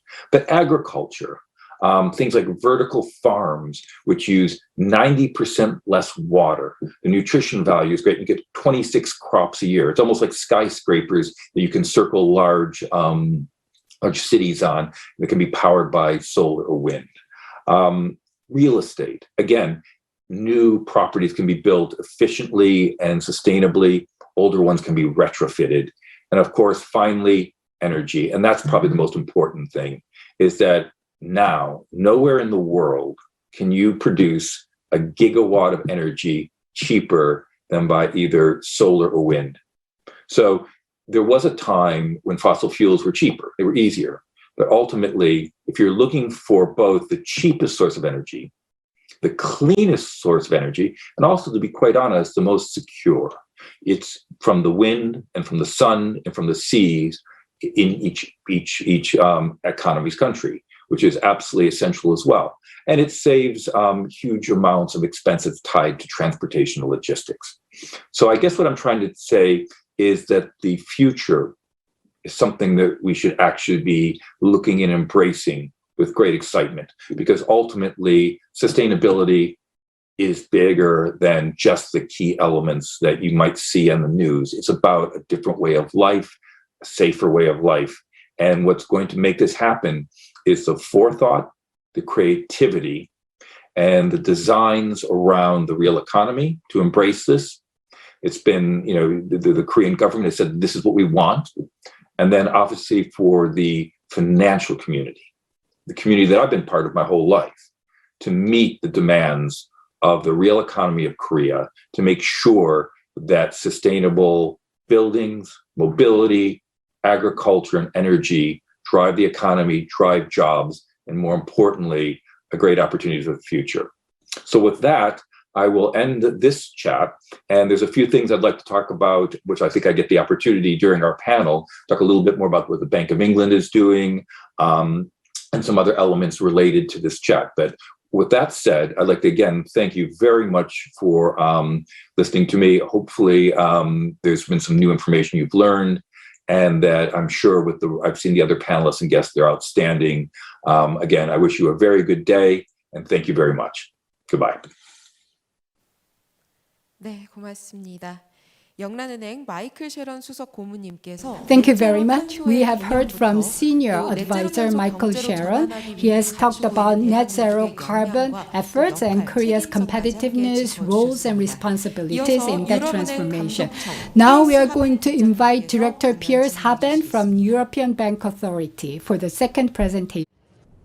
Hello, everybody. My name is Piers Haben. I work in the European Banking Authority, and it's a real pleasure to be with you here today in the Seoul Asian Financial Forum, May 2021.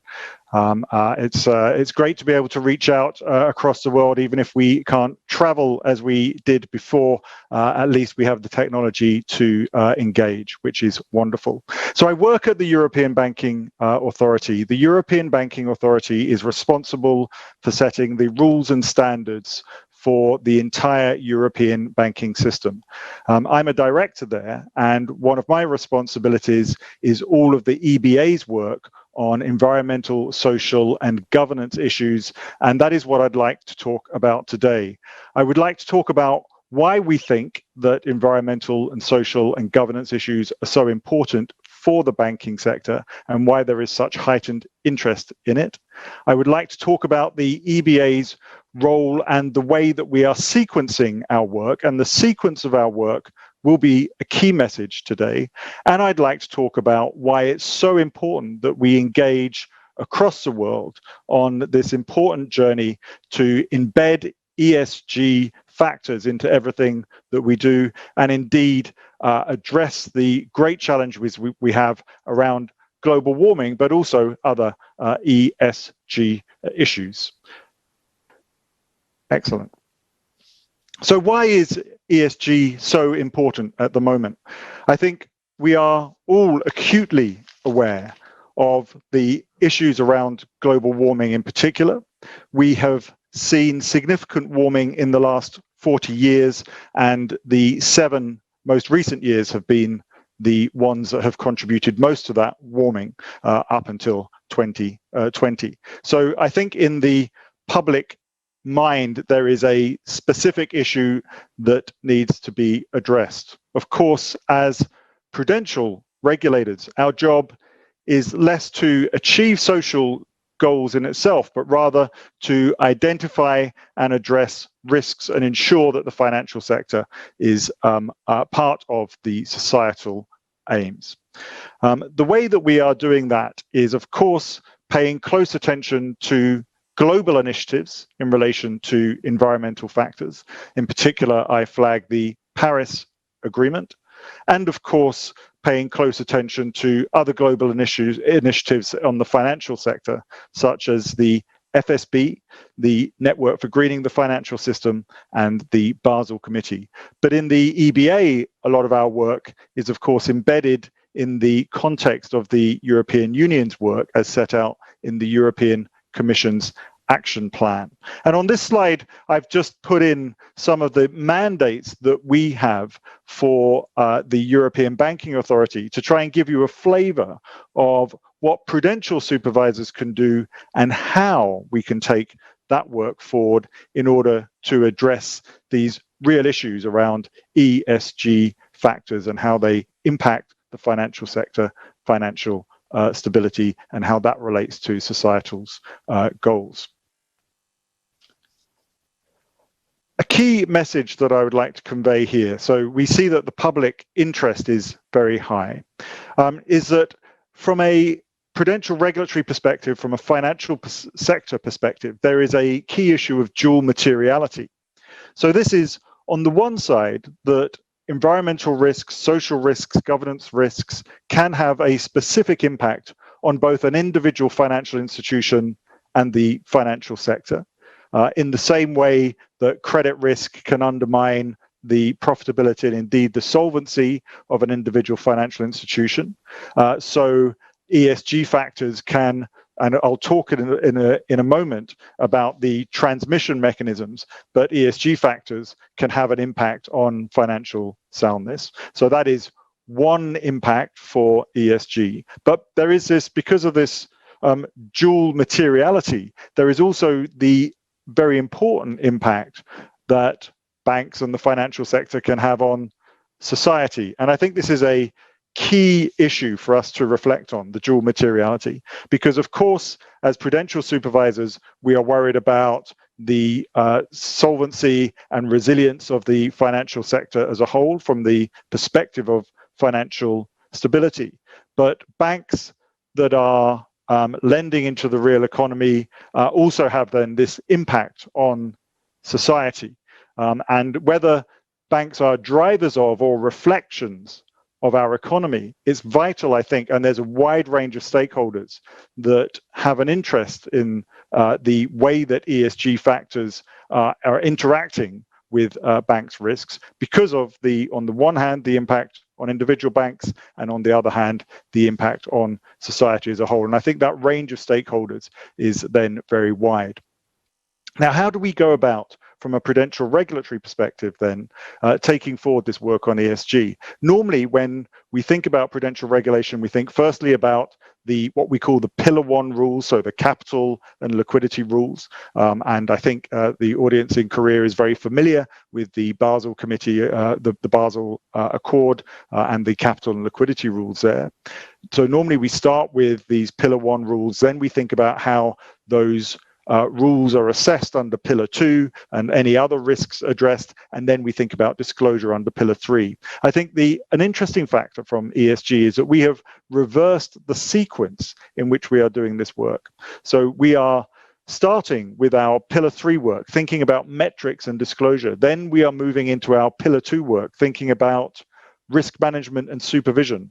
And it is after we have done those things that we will be thinking more about the Pillar 1 work, thinking about potential risk differentials based on ESG factors. And why have we changed this sequence? And the reason we have changed the sequence is because we really have a very difficult starting place to look at ESG factors in relation to the financial sector, because we have a lack of data, we have a lack of metrics, we have a lack of methodologies for assessing the risks of ESG factors on the soundness of individual institutions and the sector as a whole. So in that absence, we thought it was imperative that we start with the metrics and think about disclosure, then we move into risk management, and then we move into understanding Pillar 1. And the sequence today of my presentation will go through Pillar 3, Pillar 2, and then Pillar 1. And to my mind, there is an absolute necessity now to start thinking hard about metrics and start thinking about how we can use those metrics then to address ESG factors. So on this slide, I look at some ESG type disclosure initiatives. Well, so I'm going to start the sequence by going through the pillar 3 part.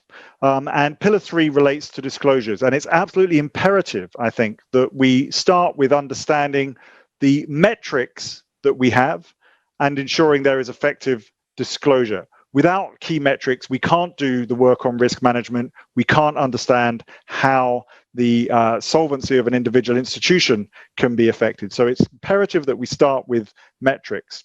And metrics are also key because of this dual materiality issue. So we need metrics to understand the risks to a bank, but because of the dual materiality issue, it's also imperative that there is some disclosure of that, so all relevant stakeholders can understand the kind of risks facing an institution and collectively facing society. Now, from our perspective on disclosure, it's imperative that we start from an international perspective, which is why we've paid close attention to Paris alignment, to the work of the G20, to the work of the FSB, TCFD. So we started our work on disclosure from the starting point of the FSB, TCFD recommendations. But of course, those recommendations are incredibly useful. But at an individual entity level, it's important that we get to perhaps more granularity in terms of the specific metrics that are needed. So on one hand, we need to be consistent internationally. We also need to think about the position of individual financial institutions in relation to their customers and getting the right data. So not only do we have to be aligned internationally, we have to be aligned in terms of asking for similar data from corporates, from financial institutions and other customers. So that's why in our disclosure work, we started with the FSB work, but we've also done a lot to ensure that we have a common framework for all of the disclosure across the economy. And that common framework starts with the EU taxonomy. And this is a series of definitions of environmentally sustainable activities that are Paris aligned. And that is in effect the bedrock for everything that we are doing in relation to ESG. And that taxonomy applies in our pillar 3 work, and I'll explain in a moment how that drives the green asset ratio. But it also applies equally to the non-financial reporting directive, which is a tool that we use to get all corporates across the EU to disclose relevant ESG information. And it's in this way, and I'm sure it's exactly the same challenge in every jurisdiction for the audience today, that we can start to build these data sets that will allow us to have an understanding both of the risks and of where we are in relation to green lending today and where we hope to be in the future. So building this, if you like, matrix of work is absolutely key. And going forward, we will then need to take forward this work. Certainly, we will need to think about how to build this into, for example, accounting standards. And again, we will need to do this both at a European level, but also step out and think how we can find common ground internationally. It's not clear to me that we will always find all of the details of every taxonomy to be completely aligned, but it is imperative that we find the bridging points so that we can understand the disclosure of key metrics such as a green asset ratio, such as physical and transition risks, which I'll explain in a minute, in at least a comparable way globally.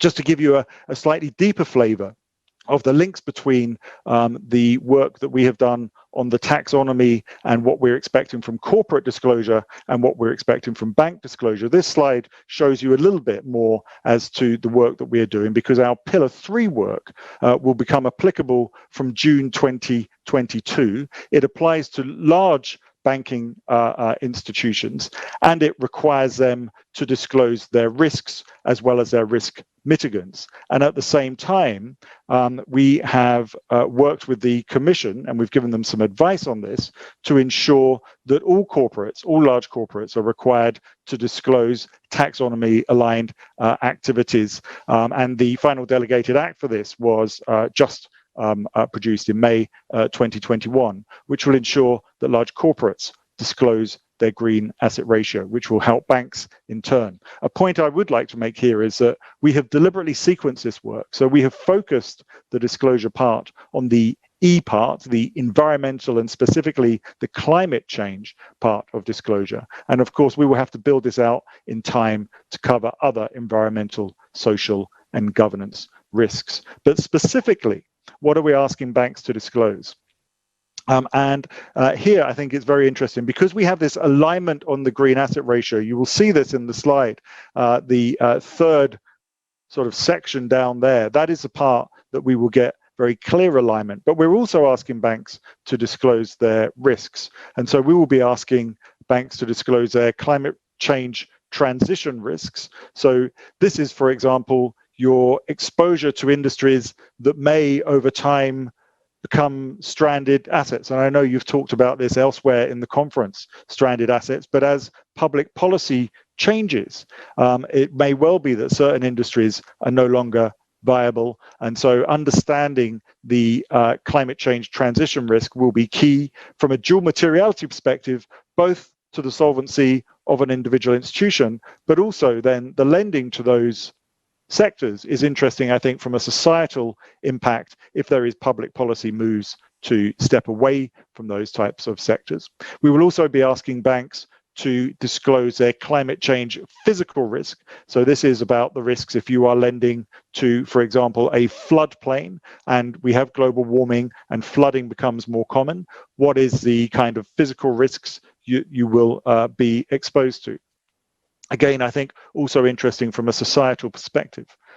Secondly, then we will be asking banks to explain mitigating actions. And these are mitigating actions that might not meet the exact Paris aligned activities, but are designed to reduce the impact from some of the activities that may already be harmful. So examples are supporting the transition through building renovation loans, supporting adaptation through loans to build barriers against flooding. Sometimes these mitigating actions will actually fall under the taxonomy aligned activities, but we needed another category to ensure that we didn't have a simple binary green and other category. It's vital that we understand there is a gray area between pure Paris aligned goals and pure carbon intensive activities. And so we have an area of mitigating actions.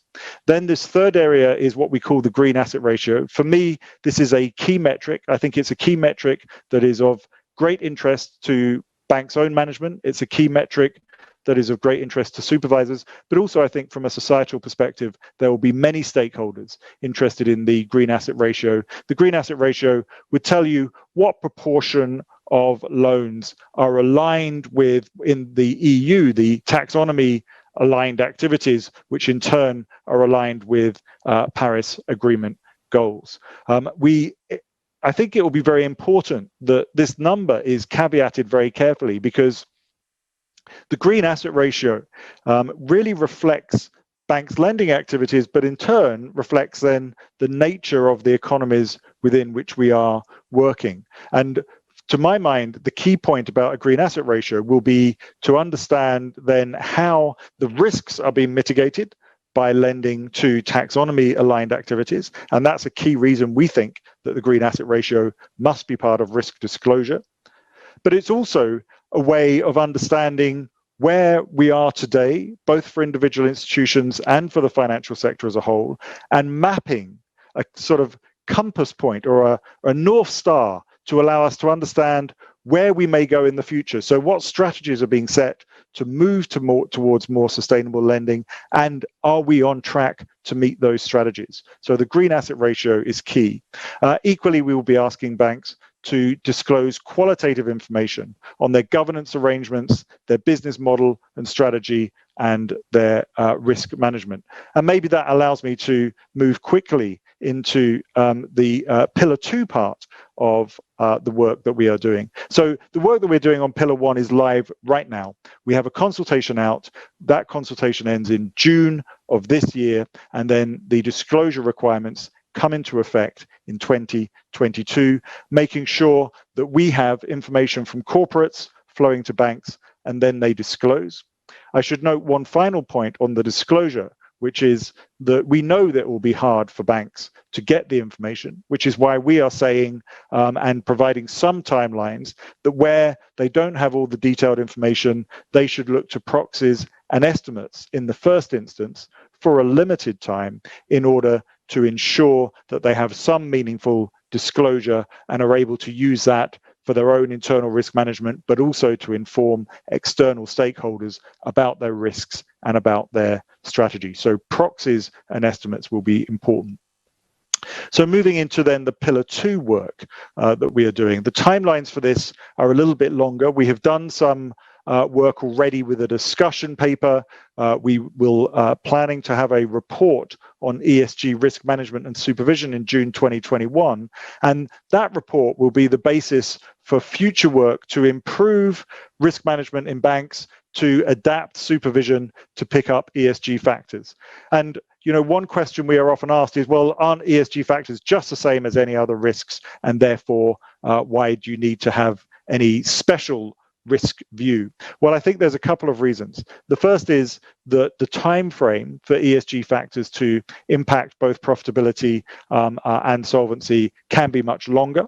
So whilst we tend to look in 3 to 5 year cycles, for example, on credit risk, it is quite possible that you need to look forward over 30 years to understand how physical and transition risks will impact a particular financial institution and financial stability. Secondly, I think it's that the ESG factors tend to have channels of impact and transmission channels of impact that it's important that we understand.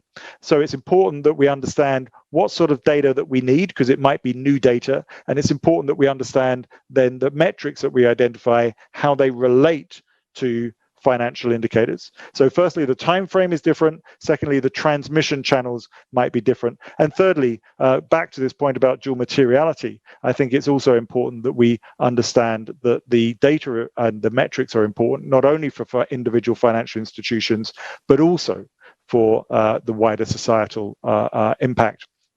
And the kind of information that we'll have in this report relates both to business strategy and to risk management, but also to governance. And maybe I can say a few words about what we expect to see in the report that we will produce in June and why we think this sort of sets some expectations for individual banks. And again, for an audience in Korea and globally, I think these are themes which are not unique at all to Europe, but are absolutely crucial across the world, and it's work in progress that we are seeing everywhere.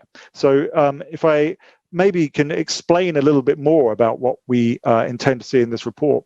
So, you know, simply starting with definitions is a really important message, I think, because again, when we have this discussion about ESG factors and we can all start to find some common ground on, so what's in environmental factors? How does climate change impact? Are we also talking about biodiversity? But when we've done that, we also need to think a little bit more about what are the risk drivers? So how do you articulate, for example, from climate change better the physical and transition risk? And how do these work through transmission channels to impact the financial soundness of institution? So, for example, you may have physical risk, and I gave the example of a floodplain earlier, that works through an impact on the collateral of real estate to impact negatively, perhaps, capital, solvency, profitability in the future. So making sure that we have these common definitions is important. I think then trying to consider what data do we have today? What are the data gaps that we identify and how can we address them is crucial. I think I explained this a little bit in relation to the balance between banks needing to get information from their customers in order to build their own data sets. So working with their customers to provide information about the sort of classification of activities, provide that information to the bank so that they can build a basic data set with some key metrics, and then use that to evaluate their risks. And in the report, we expect to talk about the different ways of analyzing the potential risks. So it could be that you talk about portfolio alignment. So you would look at a portfolio and say, how aligned is this with Paris Agreement goals? How far off are we? It could be that you look to a risk framework method, and I'll give an example of this in a moment, where you take the risks as a whole and you say, okay, within our portfolios, what happens over a long period of time if certain scenarios occur? So some scenario analysis to understand the sort of risks, physical and transition risks, but other risks to an institution. Or it could be that you actually just drill down on an exposure method to look at every individual counterparty and every individual loan and understand a little bit what the risks are today. So what is the categorization? So the portfolio method, you might argue, is strategy aligned. The risk framework method is very risk aligned, whereas the exposure method is a little bit more sort of backward looking, just to understand the appropriate classification. I believe these are not mutually exclusive, and we see them being used in different ways by different banks, but I think it's important that we set out some common understanding of this. It will also be important that we set out some common understanding of ESG risk management. So, how do you build ESG factors into your risk management? Who is looking at those in the institution? What sort of tools do they have in order to measure, monitor, and mitigate those risks? I think that will be something key that we articulate expectations for financial institutions. And finally, we will look a little bit at how ESG risk supervision should be taken forward. And I think one of the key factors here is that, again, as I was saying, with risk management, supervision will maybe need to take a slightly longer time frame to understand how to correctly factor in ESG factors as drivers of financial risk.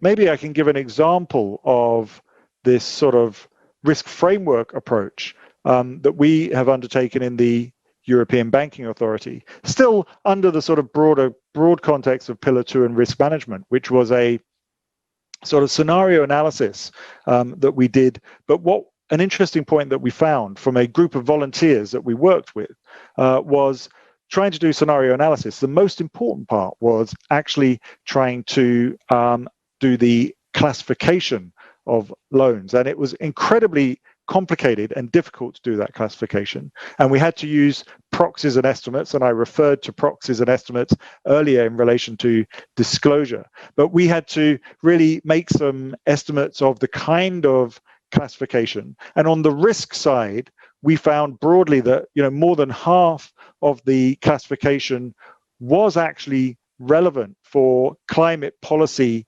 issues. So we had exposures to manufacturing, electricity, transportation, construction, and we were able to look at what that meant from a climate change perspective.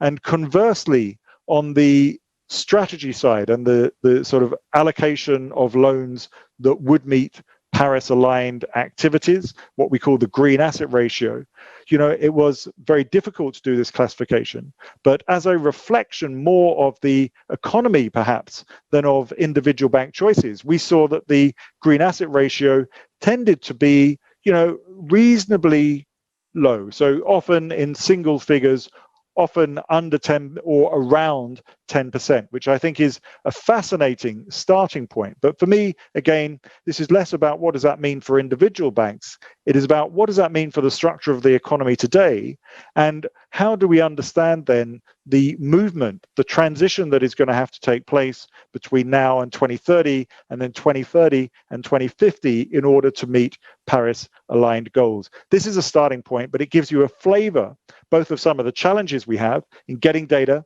and classification, and some of the challenges we're going to have in adjusting these portfolios to meet the agreed social goals.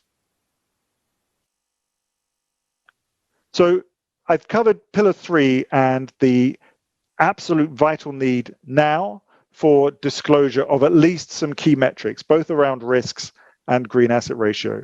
I've explained the work that we are doing now in order to inform in the future adjustments to expectations for risk management and also for the supervisory process. And of course, on all of these, it's absolutely vital that we do the work in individual jurisdictions, but that we also collaborate internationally through the relevant forums, such as the NGFS, such as the Basel Committee, also paying close attention to the work of the G20, of the accounting standard setters, in order to find common ground. And I said that we'd sequence the work so that we started with Pillar 3, then we're moving into Pillar 2, and then Pillar 1. And I think this is really interesting because the Pillar 1 work is where we look for evidence of actual risk differentials based on specific ESG criteria. And we're still, I would say, very much in the exploratory phase of this work. One of the interesting things that I have seen is that when we first started talking about the ESG work that we were doing in the EBA in 2016, 2017, there was a strong pressure to identify some capital differentials to make it more attractive for banks to lend to ESG type investments. And what we have seen is that, in fact, the impetus has changed a bit. And in particular, I think it's changed in the last couple of years. One, as we have seen the evidence around climate change in particular mount, but also I think as a result from the pandemic, and we're looking to green recoveries, there's a real desire by banks, boards, and others, both to undertake sustainable lending, but also to demonstrate that they're undertaking sustainable lending, which is why I think that the disclosure part is so important, the risk management part is so important, and actually there's a little bit less impetus to provide incentives for that green lending. But of course, there is still a great interest in the empirical evidence as to whether there are differences in risk in relation to ESG factors. So this work remains important, but it is necessarily sequenced. They're also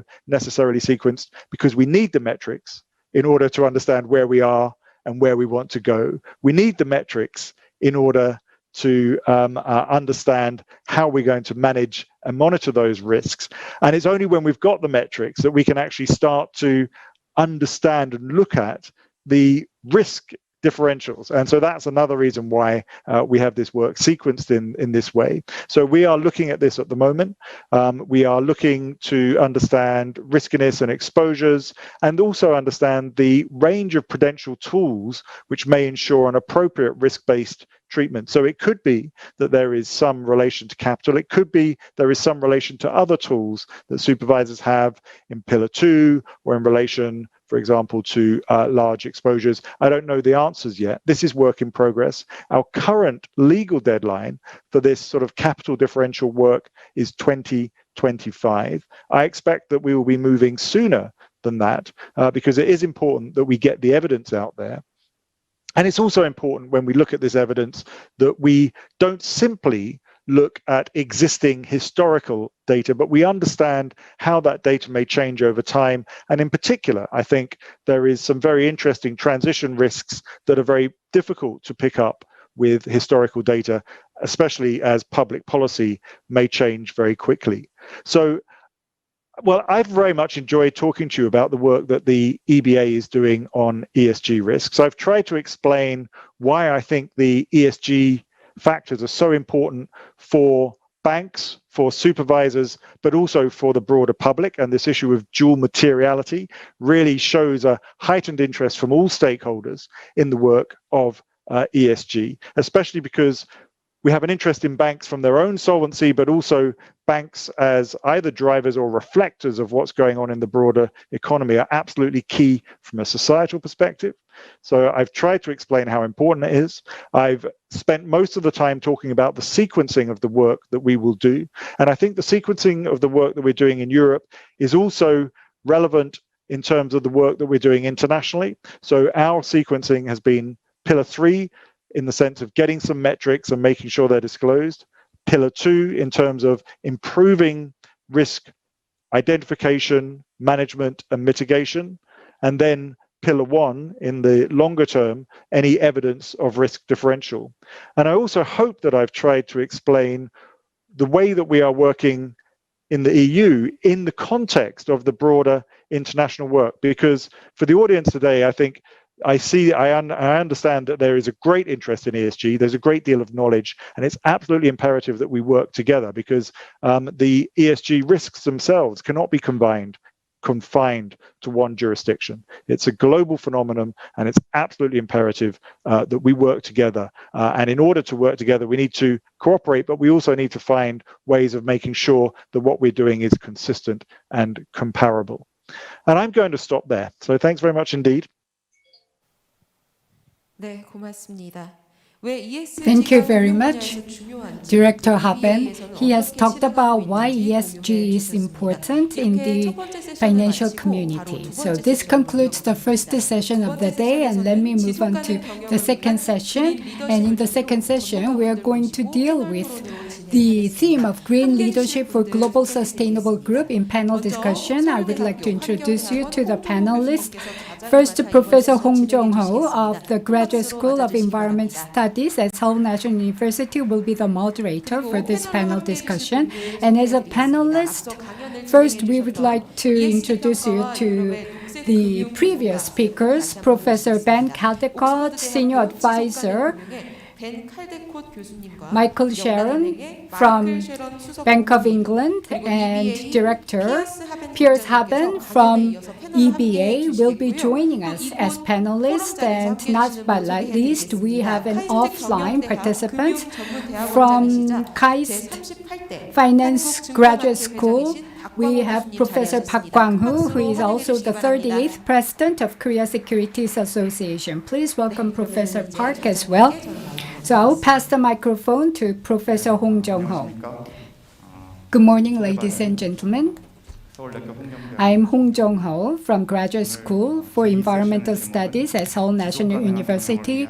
And in this panel discussion, we are going to talk about green leadership for global sustainable growth. We have already heard from 3 speakers from the United States and Europe, and based on their presentations, we are going to have a deep dive into ESG and green leadership related topics.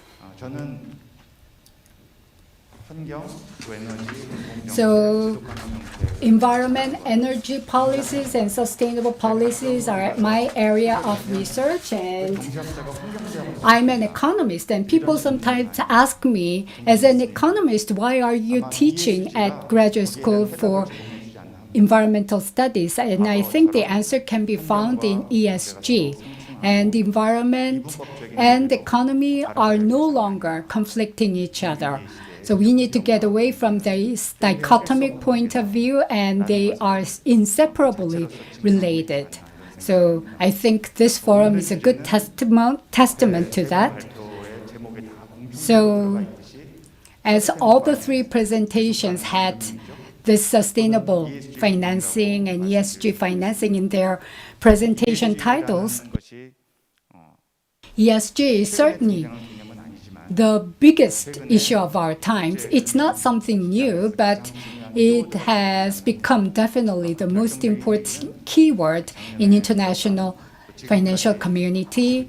And the biggest driver for that was the COVID-19 pandemic, and then our sense of urgency, escalating sense of urgency against the climate change. So recently, many people ask, why are we paying so much attention to ESG now? Because corporations' performance is evaluated basically based on financial profitability.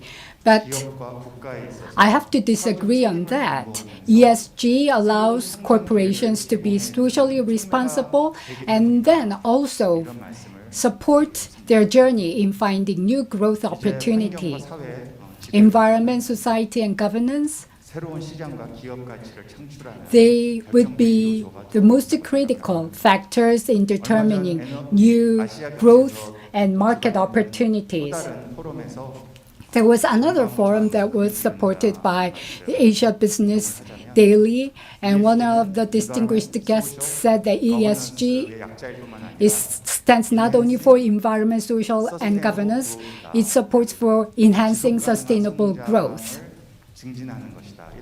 promoting the sustainable growth, and I fully agree with that point, because ESG reflects the changes in preference of investors and consumers in a way that promotes sustainable growth. And financial community is going to play a very important role here, supporting corporations' transformation, and financial sector has to play a very important leadership in bringing about this transformation. And we are joined by 3 speakers from abroad for this panel discussion, and they have all talked about green financing and sustainable financing. And Professor Park, he is also the head of Graduate School for Finance at KAIST, the most renowned expert in Korea in this field. So in Europe, it's like 2 o'clock in the morning.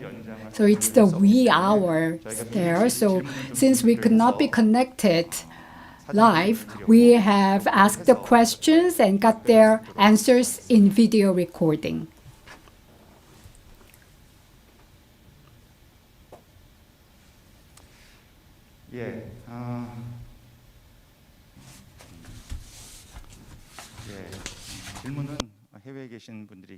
And since the speakers are foreign speakers, allow me to ask in English. Corporate world. Could you explain the background of it? Why is green finance regarded as so critical in achieving corporate sustainability? 먼저 벤 칼데콧 교수의 답변이 있겠습니다. First, we'll hear from Professor Caldecott. Thank you. Yes, that's a really important question. I think I addressed some of that in the presentation, but the reason it's grown so quickly is because the factors are material. They're having an impact on the value of companies, and a lot of these things are disrupting sectors, right? And I gave some examples, for example, in the automobile industry and the power sector.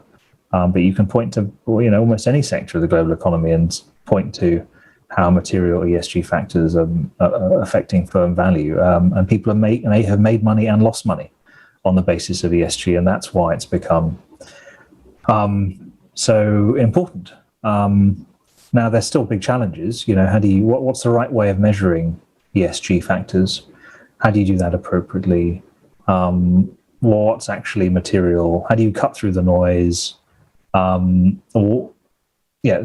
are really important questions, and those are things that I'm working on at Oxford, but also I know colleagues on this panel in this conference are also thinking about profoundly. Thank you very much. As we have heard from Professor Caldecott, he has said that in all industries, in evaluating corporate values, ESG must be included, whether it's automobile industry or other industries. Now we are going to ask Senior Advisor Michael Sheren for his answer. That's a great question. ESG has become absolutely critical in both governance as well as how corporates act around the world. Now, there's a variety of reasons for that. Most companies, they're in business to make a product or a service that's profitable. And what we have found at some of our research at the Bank of England is that companies that actually do ESG, do very well profitably. Now, mind you, we haven't done across the entire board, but a good example is around housing and around mortgages. So companies and banks that basically finance green, sustainable homes actually have less defaults and they perform better than those that don't. We understand that other similar ones. So if you're a business wanting to be ESG, can actually be quite profitable. But there's other reasons as well. So if you think about the S, it's a social amount. social element. How do you treat your employees? And I think during this crisis, it's a perfect example. Did your company send you a comfortable chair? Did they worry about your child care? Did they worry about things that are really important to you to allow you to continue to work well and be able to work well in a way that makes you feel comfortable? And that's the S part of ESG. And I think ultimately happy, satisfied employees are always a very good thing. And then G. And ultimately, G is governance. That's your executive board, it's your non-executive board, and they make the big decisions. I mean, I spoke during my speech about the E elements, but let me give you one other good example on S and G. Harvey Weinstein, just a disastrous issue that he treated his employees and his customers dreadfully, horribly, criminally. And that's a giant S element. But at one point, his board knew about it. They didn't do anything. That's G.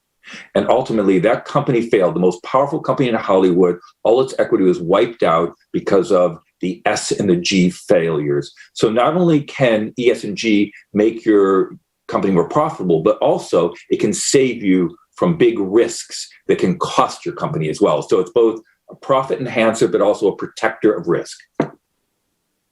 네, 마이클 셰런, 영란은행 수석 고문님께서 That was Senior Advisor Michael Sheren. He said for ESG management, the companies that pay more attention to ESG initiatives are likely to be more profitable. I think that is a very common yet very critical knowledge. It has been shown in housing markets and how the employees are treated and employee welfare services would determine the sustainability of many corporations.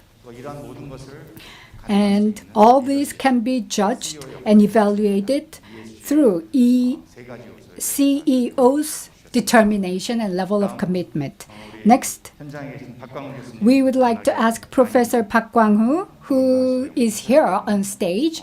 He is an expert in this field. Professor Park? Whether it's industry or academia, everybody understands the importance of ESG and everybody is talking about it. But we have been actually discussing ESG from a long time ago, and especially as has been discussed as part of corporate social responsibility, CSR. So it goes back to 1970s and 80s. And corporations have been engaged in CSR activities, and there has been a lot of research in this area. And most of this research is focused on ways to improve corporate valuation through CSR activities. And towards the mid-1980s, around the United States and Europe, institutional investors have engaged in shareholder activism, and the independence and autonomy of board of directors has been strengthened. So that kind of discussion has been very vibrant till early 2000. In Korea, following the Asian financial crisis in the late 1990s, the governance improvement and restructuring of conglomerates through, trying to regulate the internal capital market and tunneling the regulations against that and governance structure has been discussed in depth. And in 2000, the importance of climate change has been emphasized around the world. And at the global level, there has been more efforts to respond to this crisis. So this is an era of E. CSR, Corporate Environment Responsibility, represents the importance of environment activities of corporations, and obviously there's a lot of research going on in that area. Professor Park, he has given us insightful comments about the historical context of ESG, how the market and academic circle has been paying attention to this area. Now, fourth, Director Piers Haben. Well, you're right in saying that ESG factors seem to have become popular. I mean, I think they have been a driving force for some time, but what we have seen in particular, I think, in recent years is that the public perception of climate change as a risk and therefore the need to do something about it is very high.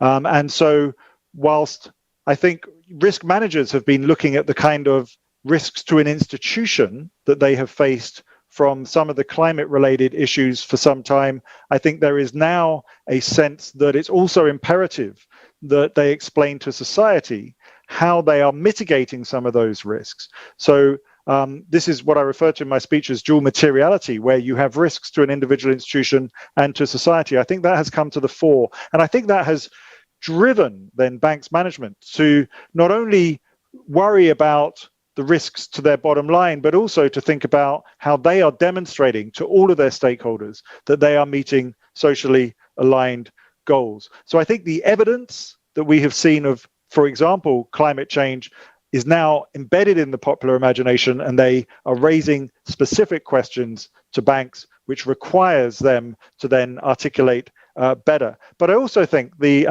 terrible events that we've had in the last year or so with the pandemic, but the desire to maybe rebuild economies in a more green way gives us an opportunity, I think, to ensure that not only are the risks being mitigated, but there is active contribution. And I think there's some great opportunities for the green recovery. And so those two things, I think, coming together mean that, yes, ESG is popular, not before time, because whilst it seems to many of us to be new and we're searching for metrics, it's also too late. I mean, you know, the idea that it's very hard for us to tell you exactly what proportion of lending is green today is very worrying, when we need to be able to demonstrate real metrics and real change by 2030 and then again by 2050. So it's too early to be doing this in detail, but it's also too late.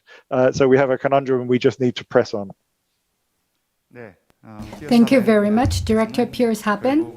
He has said that corporate changes and changes in the financial community must be facilitated in a way that reflects the civil society's desires and intentions. And the citizens' perception of climate change has definitely escalated a lot, and that is leading to changes in the investment principles and practices around the world. Now let me move on to the second question. The relative importance of each factor of ESG can differ depending on the industry. For example, I can imagine that manufacturing industry, such as steel industry, would have high environmental risk, which belongs to E in the ESG, than other industries. So my question is the following. What do you think is the most important factor in ESG evaluation? 먼저 아까 그 순서와 같이. So following the previous order, I would like to ask Professor Caldecott first. So a really good question, a really difficult one to answer, and you partly answered it already in your question, right? Which is that it does depend a huge amount on the sector and the geography that you're operating in. So some ESG factors are just going to be less relevant to certain sectors in certain markets. However, I do think that both climate-related transition risk and climate-related physical risks are maybe first among ESG issues, or first among issues within the E category, and these things are also, they're challenges with measurement, absolutely, but a lot of these things can be measured now. I think the first thing to do, particularly on say physical risk, if you've got assets or companies that have already been affected by weather events, extreme weather events, that's probably going to get worse. You don't need some fancy model. If in the last 10 years you've got facilities that have been hammered by an extreme weather event, you should probably do some thinking about how you manage that risk in the future, because it will get worse. With climate-related transition risks, I think the starting point has to be doing a heat map on which sectors are causing the more of the problem. So which sectors are really polluting. And then I think one ESG risk, one E risk that people need to get much better at, we all need to get much better at, is going to dominate, well, not dominate, it's going to be very significant, might not dominate, but it's going to be very significant, is nature and biodiversity. So biodiversity-related risks. The impact on natural capital is going to need a huge amount of attention, and in some ways is much more urgent, actually, than climate change, you could argue. We have probably less than a decade to stop the widespread devastation of natural habitats and ecosystems. So expect more on that particular E factor in the near term. Thank you very much, Professor Caldecott. As I have mentioned in my question, it depends on the sector. And steel industry will be using a lot of coal, so E factor would be important for steel industry. But it's actually different from sector to sector and region to region. And these days we're experiencing more extreme weather events. And for the issue of biodiversity, the importance of E inside and outside the company has definitely increased. Next, I would like to move on to Senior Advisor Michael Sheren. There are going to be sectors of the economy that will transition differently or less well or over time differently than others. And so consequently, the E and the S and the G will be treated differently. As you pointed out, in steel, there will be probably substitutes for steel in many products.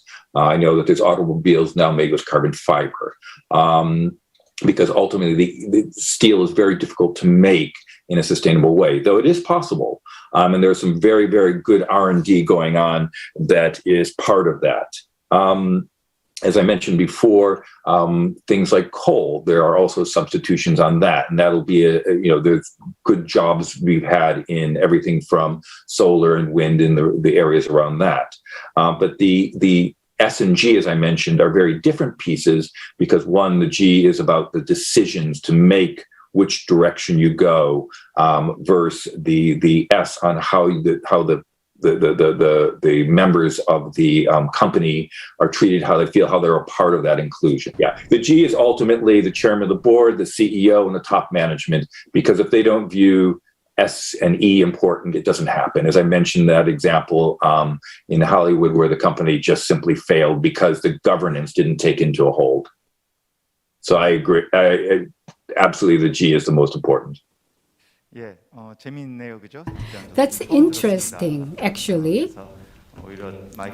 So, Senior Advisor Michael Sheren has said that G is the most fundamental element of among ESG, and the CEO has to exercise proper leadership for successful E and S as well. E for steel and coal industries, they are now being replaced by eco-friendly materials.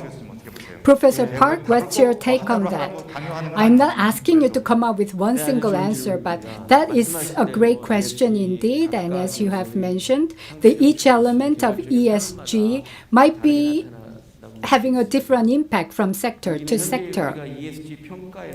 In ESG elements, well, the evaluation would have different combinations or priorities of these elements, and MSG evaluated the ESG ranking among listed countries around the world, but I think we should also have this kind of ranking by industry. And depending on the ownership structure of the company, some part of ESG elements might pose greater threats or risks. As Senior Advisor Michael Sheren has shared with us, he shared a very interesting case about Harvey Einstein. He was a very authoritative and dictator-like CEO that he has led to the bankruptcy of the company. So that was because the board of directors could not play a proper role, and that escalated the CEO risk of the company. And in a company called Namyang Dairy, we have seen the similar case. So this is an issue related to ownership structure. And also in decentralized ownership structure, if the board of directors is too strong, then let's say there was a CEO who was very much interested in ESG, and that CEO ended up being firing by a very excessively independent board of directors. So the proper ownership structure must be sought after. And by early 2010, there was not much attention on the E element, but these days, in order to meet the Paris Agreement requirements, E has definitely emerged as a very important factor, especially among Asian countries. So to share the conclusion with you, in ESG evaluation, we have to consider industry, sector, national characteristics, and the ownership structure of the corporation. Thank you very much, Professor Park. And now, Director Piers Haben. Well, I think here it would be erroneous for me to talk about the most important factor. Again, I'm sure that my colleagues in Korean public service would agree as well that, you know, it's absolutely imperative that we think about all three factors, E, S, and G. And whilst what is true is that in terms of sequencing, we are moving into a space where we have a much clearer idea as to how to articulate the environmental and particularly the climate change risks. We're able to understand the changes in climate change to the world, and we're able to articulate what that means in relation to specific lending. So I think that a lot of the work that we're doing is starting in relation to the E part of S and G, and in particular climate change. But I don't think that those other factors are less important, and I suspect we will come to those factors with more details. But let's be very clear, if today we have social risks such as child labor, I am very confident that that is a major issue for any financial institution. Similarly, money laundering as a governance risk, I think, is a key risk today and is taken very seriously. And I know that money laundering and financing of terrorism is taken very seriously in Korea. And so I think that it would be wrong to say that one is more important, but it's true that in terms of sequencing, we're focusing a lot of the detail on the E part now. And in some ways, it might be easier to sort of measure and define some of those parts in relation to E. It can be a little bit more qualitative assessment in relation to social and governance issues. And we're going to have to work hard to get some meaningful metrics on those going forward. 다 들으셨겠지만 As you heard, everything's important, but in case of E, it might be more important because not only the environment, but also there's a climate change. It's directly linked with the carbon emissions. It's measurable, and also we can identify the performance. That is why everything's are taken in a very meticulous way. But in case of G, not only quantitatively, but also qualitative measurements are being done, like a child labor, etc. There are some differences, but in the end, all three elements of the ESG are critical. Thank you very much. Now let me move on to the third question. The carbon-based economy is about to face structural decline due to the global efforts to tackle climate crisis and the expansion of renewable energy. This might lead to trillions of dollars of stranded assets across the corporate sector. Will this fundamental change become a global trend? What will be the role of the financial sector in the phase-out of carbon economy in terms of ESG investment? 먼저 벤 칼데콧 교수의 답변을 듣겠습니다. First, we'll hear from Professor Caldecott. So, yeah, I mean, stranded assets is a massive challenge. It is a structural change for fossil fuel industries. I think not just because of climate change, but for a whole bunch of reasons: technological change, competition, and that's going to have a big impact on counterparties and on corporations. And the primary way in which the financial services sector can support companies is through transition finance. It's providing the products and services to help their clients transition to net zero. And all financial services companies need to think about how they can cater to their clients, to support their clients to become much more sustainable over time. And it's a huge commercial opportunity for financial institutions, for providers of capital. And they should see it in that way, because their clients will need any number of financing facilities, financial products, financial services in the future. They'll need them over the long run. And so I think that's the main way. Transition finance. Well, very simple answer. Once again, he emphasized that in the carbon economy, we need to transition into decarbonized economy. And also, in this process, we might face with a stranded asset. But once again, in order to achieve transitional finance, we need to once again play important role. Next, the Senior Advisor, Michael Sheren. That again is, you just have nothing but great questions. That question again is absolutely important. It's on the minds of people, those that are the employees, the bankers, and to your point, yes, there will be decline. There is decline already in coal. You've watched the value of many of their shares go down meaningfully. And unfortunately, the negative externalities we talked about, both the carbon and the NOx and the variety of other particles that go in the air. And they may not, as you said, they may lead to stranded assets. Actually, there are already stranded assets in these areas. I know of a bank that holds a loan on a coal company. It can't sell it at any price. So stranded assets are already here, both financial assets, which are loans on them, and the physical stranded asset is actual plant itself. So those already exist. So the most important thing on that is obviously not to build more, because we can, as I mentioned earlier in my chat, you can actually produce a gigawatt of power cheaper in both wind and solar. So A, it's cheaper, B, it's cleaner. So the most important thing on the financing side is banks and governments should be financing the renewable energy rather than putting their money into something that will either be a stranded financial asset, which is their loan and bond, or a stranded physical asset. So I think this is very, very important. This is, again, where Korea's lead in R&D is going to be important, and where Korea's leadership in industrial expertise will be absolutely key in coming up with solutions that make this actually an opportunity. So the areas that are declining may decline, but the new jobs and the new opportunities will actually make this not a decline of the global economy, but quite the opposite, an ascent of the global economy. Thank you very much, Senior Advisor Michael Sheren. As you have said, these are already considered as stranded assets, especially CO2 intensive industries like coal industry are already seen and treated like stranded assets. Any new loans or financing for those industry would be very difficult to happen.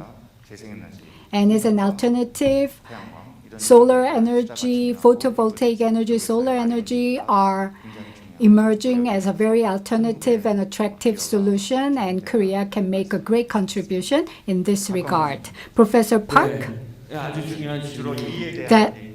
can you talk about E aspect of ESG? That is a very important question.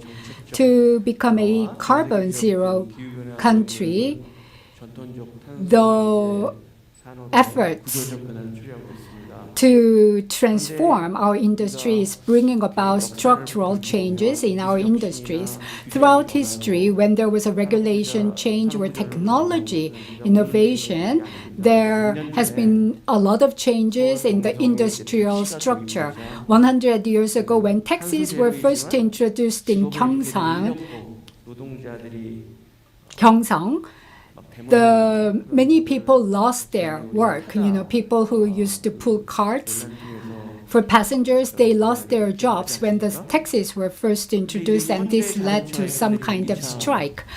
And Hyundai Motors, once they begin commercializing electric vehicles, then the people who are manufacturing internal combustion engine cars will lose their jobs.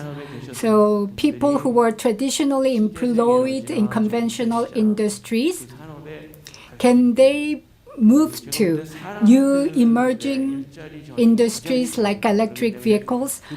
Well, I think securing jobs for these people would be the most important task. So we should enable them to move on to new industries and get jobs in the new renewable industries. Not just for the automobile industry, but people who were employed in traditional manufacturing industries should be able to move on to new and up-and-coming industries like photovoltaic, solar farms, or wind farms, and they would also need financial support and support for educational and training. They are very much urgently in need. So that's a very interesting comment. Well, KAIST is an engineering-based school. So when it comes to mechanical engineering, automotive industries, and engineering, is one of the strengths of KAIST. And in this rapid conversion from ICE to electric vehicle, there could be some conflicts. Yes, there could be technology-oriented changes and policy-oriented changes, like the Korean government is moving away from nuclear reactors or nuclear power plants, and we have seen a great decline in the number of students who are willing to study nuclear engineering. And well, nuclear energy is a clean source of energy, actually, so that is creating new perspectives about nuclear power plants. And once you major in certain fields, you want to naturally pursue career in the field, right? But in response to policy changes, we have to consider the supply and demand of the related talents and human resources. Well, actually, in European Union, they have Green Deal or decarbonization programs, and they're very actively pursuing this with legislation. And they also have this so-called Just Transition Fund, JTF. So people who lose competitiveness or industries that could be stranded assets would require financial supports and training supports. And they already have more than 50 trillion won of financial asset for that fund. And they also have the funding mechanism designed. So they have a very granular plan to support this major transformation of economy and trying to tackle side effects such as loss of jobs. Next, Director Piers Haben. I mean, this is a very interesting question. I think goes to the heart of some of the risks facing financial institutions as well as the risks to society. And I think there is an alignment between the risks to financial institutions and the risks to society. But we should be very clear as public authorities, as prudential authorities, our job is not to tell banks how to allocate capital, but rather to make sure that they are very clear in identifying the risks, but also in identifying their own ESG strategies and how they are going to meet those ESG strategies. But the risk of stranded assets is high, and so it's imperative that even if that risk is 20 years down the line, that we facilitate the environment, and there is a public good element here. We facilitate the environment so that those risks can be identified, measured, and monitored, and if necessary, acted upon now. And I think for banks, it's in their interest to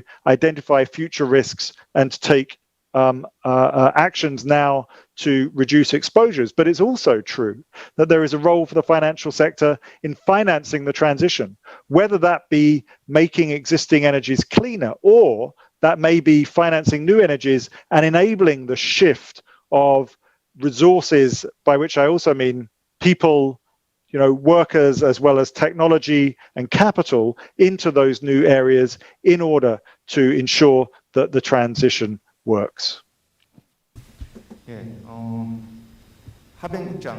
Yes, once again, Director Haben agreed with Professor Park Kwang-woo.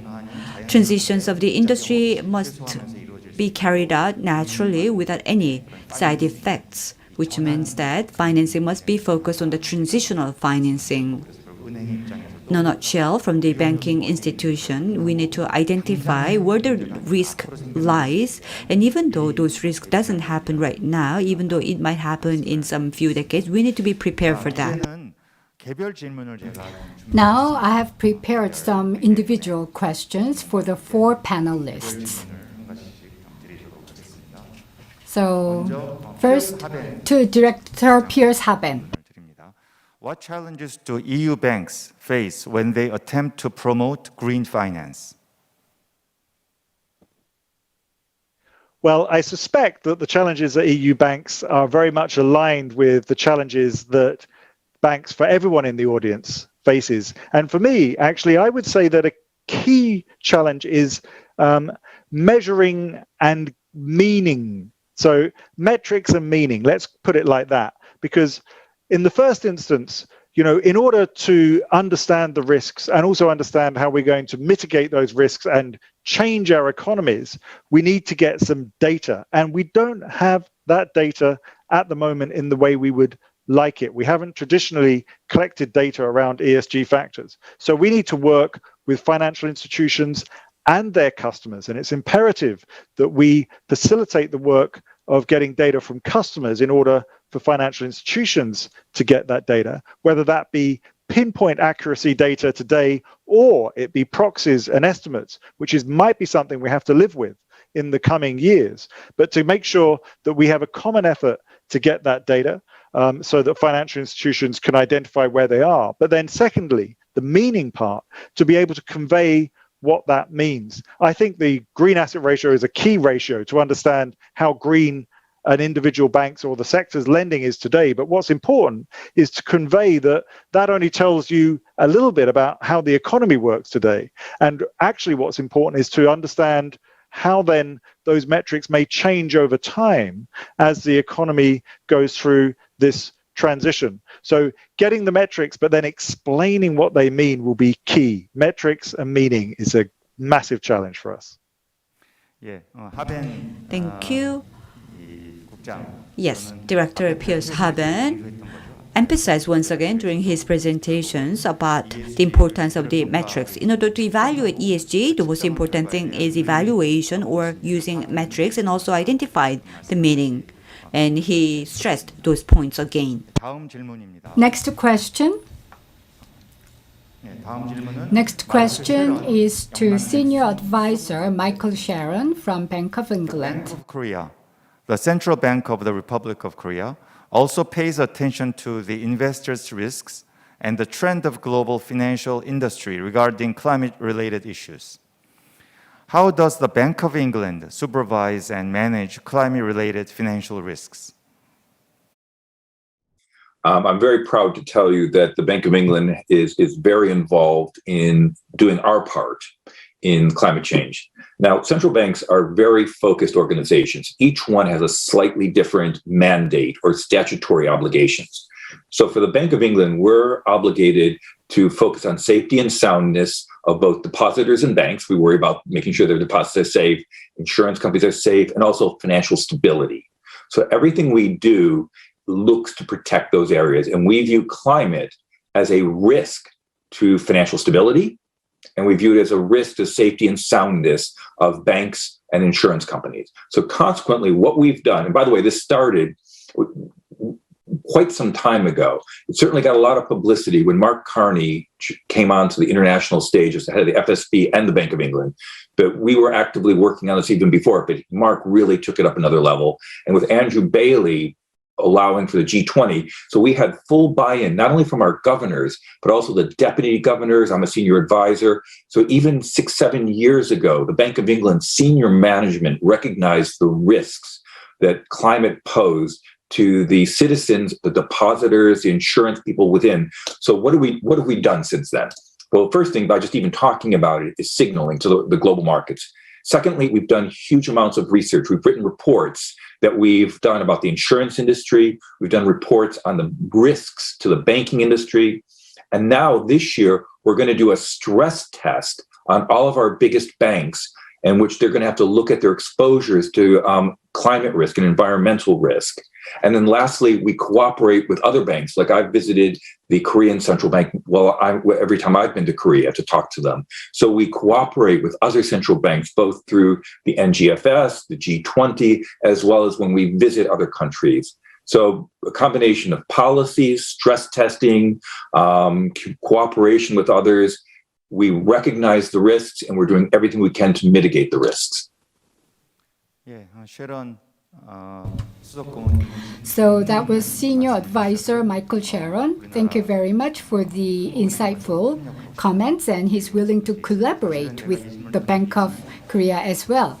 Well, actually, last year, I think the Bank of Korea, for the first time, asked me to talk about climate risk and asked me to make a presentation.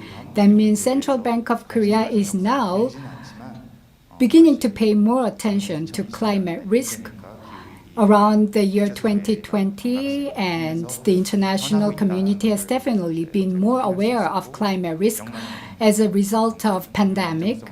And the Bank of Korea is collaborating and working with various financial industry stakeholders like banks and insurance companies, and will continue to play a very active role in this area. And now,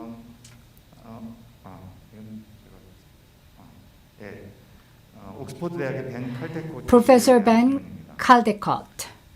In Korea recently, the financial sector and industries are very interested in green bonds. However, evaluations are mixed about how well issued green bonds are conforming to ESG principles.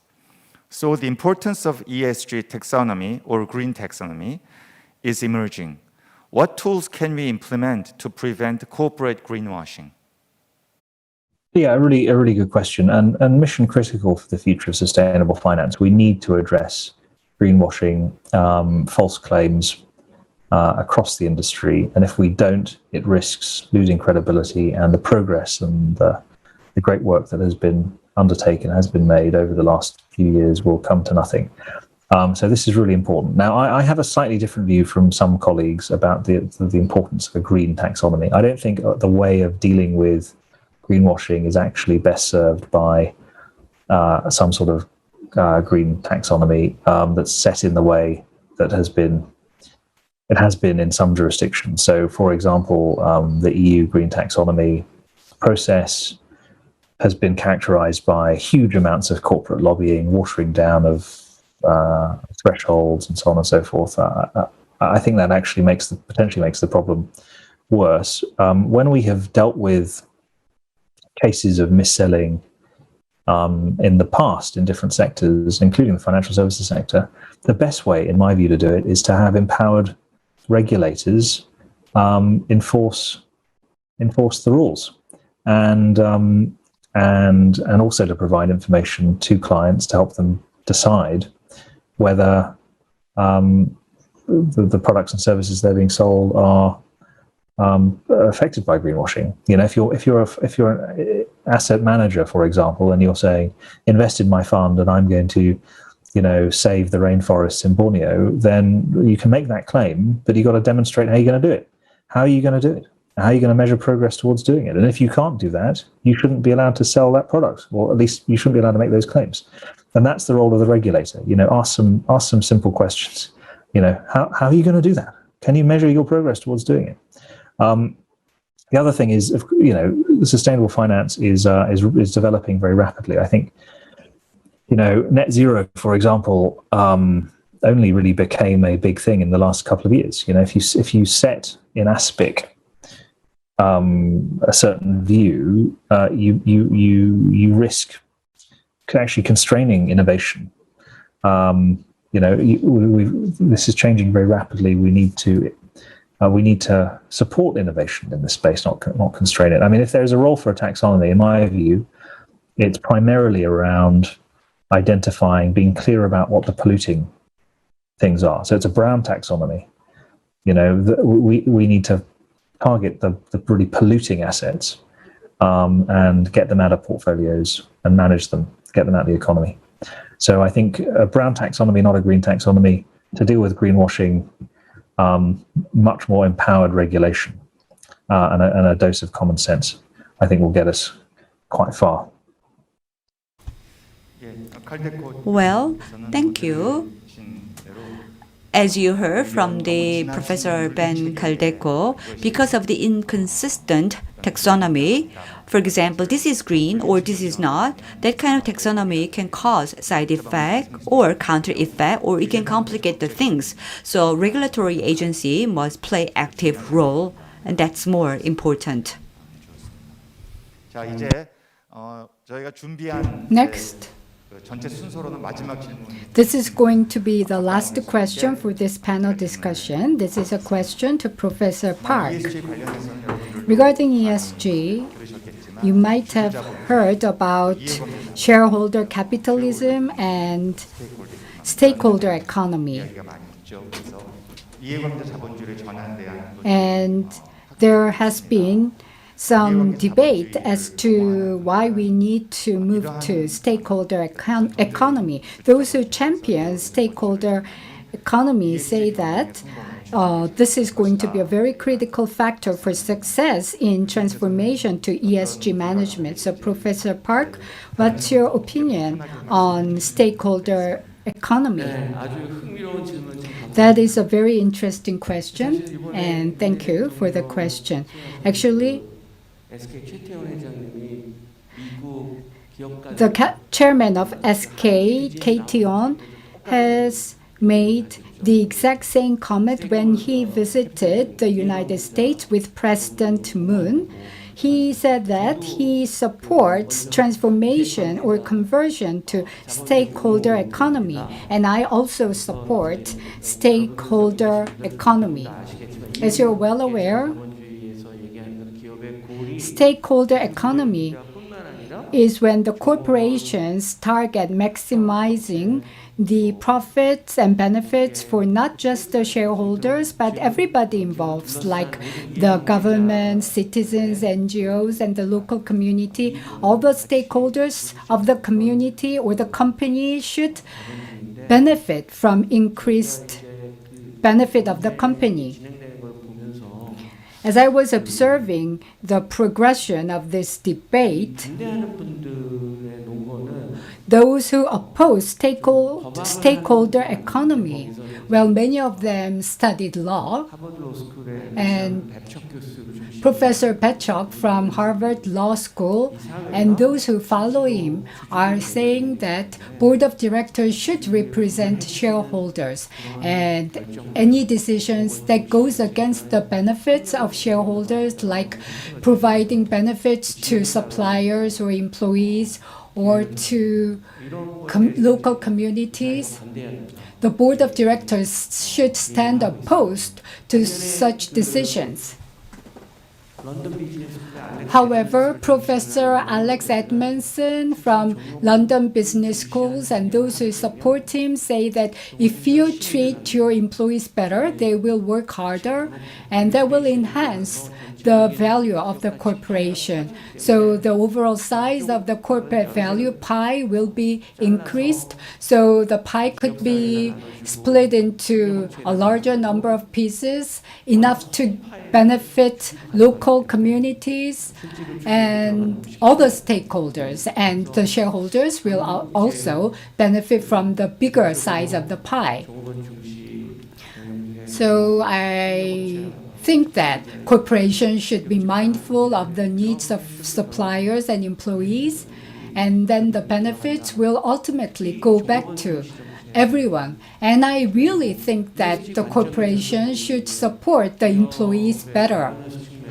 And also, for governance side, and Harvey Einstein case was referred to.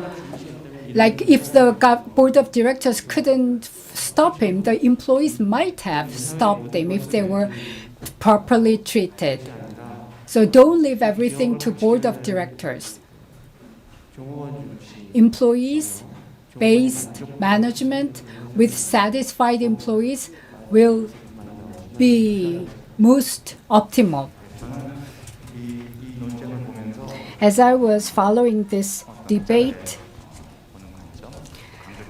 well, depending on the tendency and priorities of the scholars involved, they might have different approach, suggest different approaches. But as we are now understanding the importance of ESG around the world, I think we are all converging in one direction. We have to protect the environment, be socially responsible, and come out with strong and transparent governance structure. And this is in the benefit of stakeholders and ultimately for shareholders. So that will ultimately enhance corporate value, promoting sustainable growth and management. I think that is the most important point of ESG. BlackRock has been emphasizing this all along. Among major Korean companies, well, the BlackRock, the biggest asset management company around the world, is major investors in many of Korean corporations, and BlackRock has been emphasizing the importance of ESG initiatives in growing corporate value, and the market environment is truly changing, and consumers and investors are paying attention to that. Do you have anything more to add? Well, the moderator has done an excellent job of summing up the panel discussion that we've had today. Well, I think we'll continue to see redefinition of corporate value with more emphasis being placed on ESG management. The goal of corporations should not be just maximizing shareholder wealth, but should be to minimize carbon emission and come up with environmentally friendly substitutes, making social contribution for the local community, and corporations should have an inclusive goal, including all of this, and the board of directors' rules should also be defined. They are not just working for maximization of shareholder profits, but to maximize the benefits for all stakeholders. Thank you very much. I hope you have enjoyed the second session, panel discussion on green leadership for global sustainable growth. And ESG is the most widely discussed topic of the day, and financial institutions should be able to support transformation to global sustainable growth. And we have talked about the future directions and approaches. In the past, this was not in the mainstream discussion, but now it is definitely in the mainstream, and financial industry is paying very close attention to ESG, and the leadership would be most critical. Corporate leadership as well as state leadership will be very important. ESG will support governments' initiatives like eliminating carbon emission, promoting transparency in state affairs, putting the orders in place. All of this falls in the category and boundary of the government affairs, and this is really related to global leadership with a strengthening of civic mindset. So now I would like to conclude second session. So I think the moderator, our MC, is supposed to say that. No, that's okay. So I would like to wrap up second session now. So please give the two panelists a big round of applause. In order to achieve sustainable growth in the global market, we have talked about the desirable direction for our financial industry, and we also like to thank the three speakers from Europe. So now we have wrapped up the morning session with the keynote presentations and panel discussion. The afternoon session will resume at 1 o'clock. In the afternoon session, we are going to talk about the future and the growth of sustainable investment. We will hear from Deputy Director Choi Ji-woo from Green Climate Fund and Ms. Eugenia Kove, the Head of Sustainable Investment at Standard Chartered Bank. We'll see you at 1 o'clock.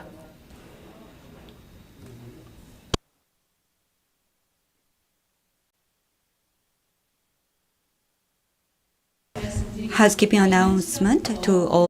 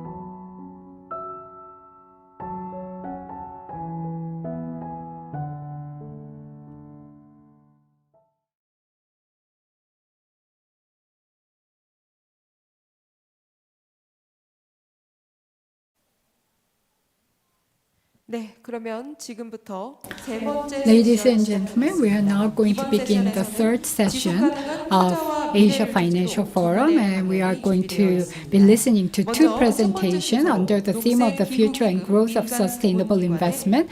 And as the first speaker, we would like to invite Deputy Director Choi Ji-woo from Private Sector Facility of Green Climate Fund will be making the first presentation. Please welcome Deputy Director Choi with a big hand.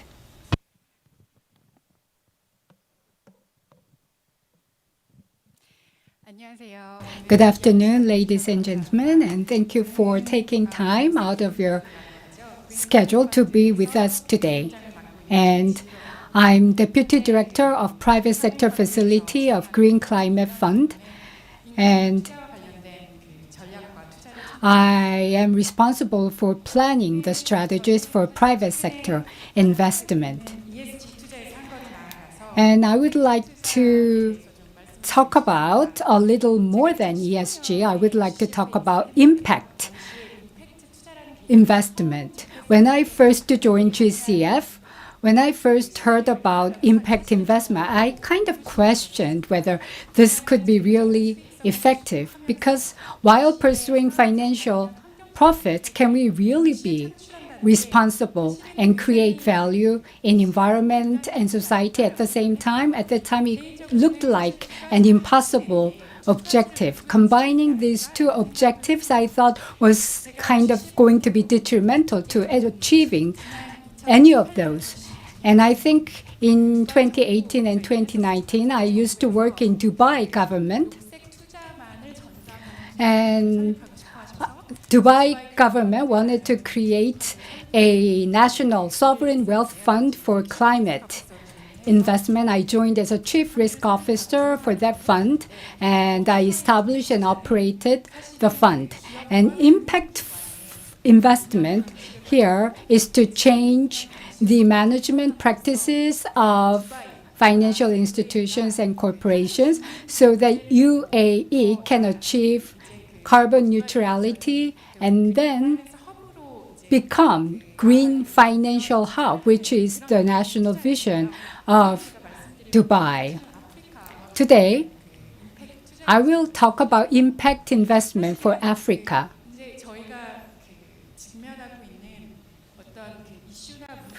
When it comes to the issues that we face, they are different from country to country. So depending on which country you're investing in, the style and form of impact investment will differ greatly. Through new ideas and solutions, we have to resolve environmental issues and also create profits. So in Africa, we invested in a lot of startups designed for that kind of objectives, and creating profits and changing the world in a positive manner, that was actually possible and was being carried out many startup companies. So I would like to share several cases with you so that impact investment is truly a feasible scenario for all of us.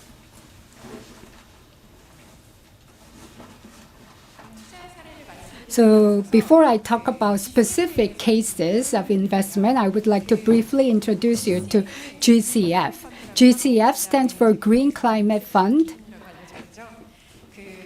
and it is the largest UN organization that focuses on climate change response.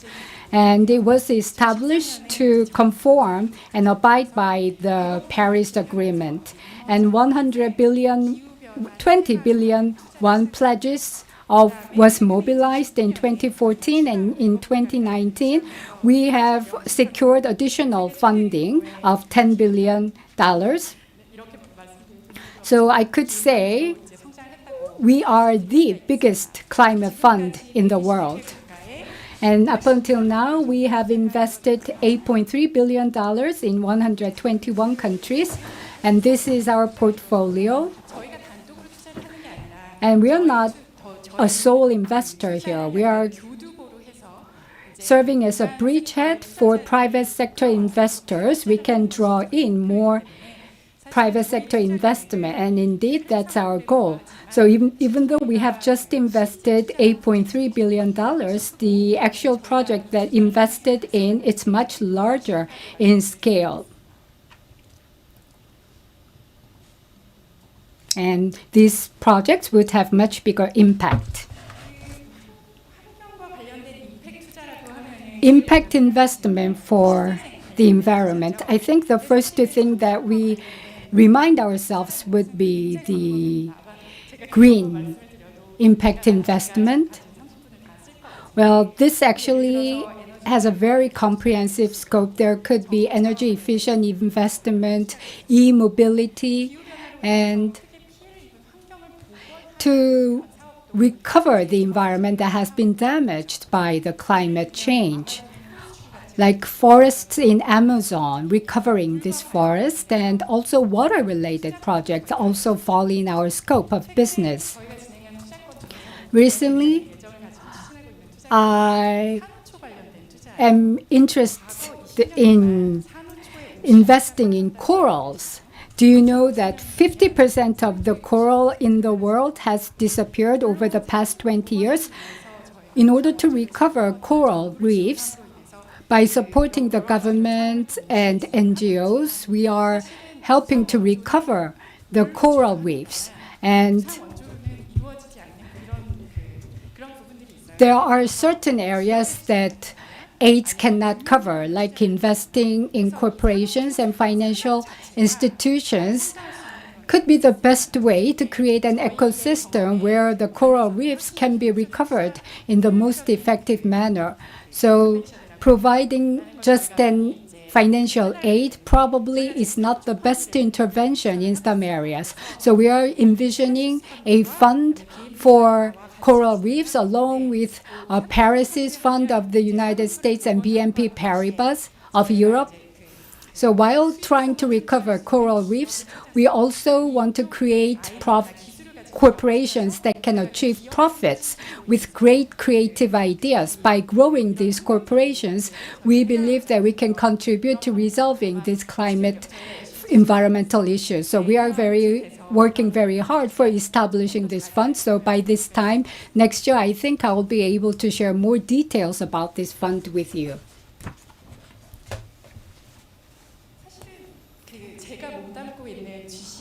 GCF, the private sector facility for which I am working for, well, it's a private sector facility, and GCF is an UN organization, and many people tend to think of it as a public organization.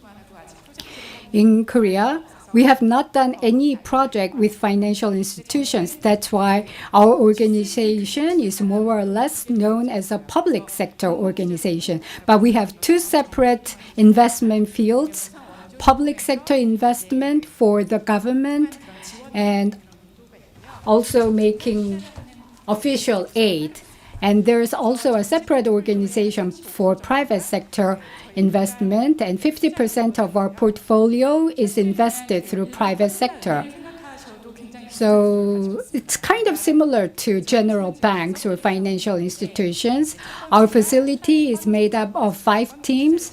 The first team is climate fund team that launches and operates climate funds, and there's the FI team that is investing through financial institutions. Third team is project financing that is responsible for renewable energy or new areas investment. And there's the fourth team, climate markets team. And as you're well aware, green bond market has grown significantly, and emerging market probably is not the biggest beneficiary of green funds. So we wanted to lower the entry barrier for green bonds so that emerging countries can benefit from this kind of funds in a more efficient way.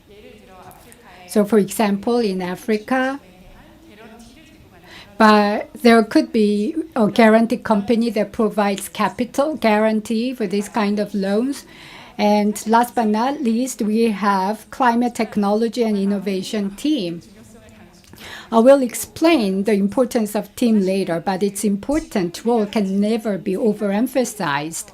We have to get away from the existing framework of thinking. So we need new technologies, and we created a separate team for technology financing so that companies with new and innovative technologies can play a bigger role in contributing to our society.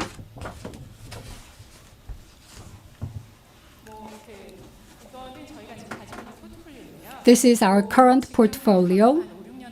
Over the past 5 to 6 years, we have invested in 34 projects amounting to $2.3 billion.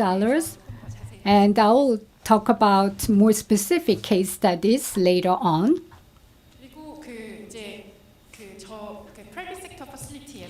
In private sector facility, we are leveraging various financial instruments to lower the market entry barrier.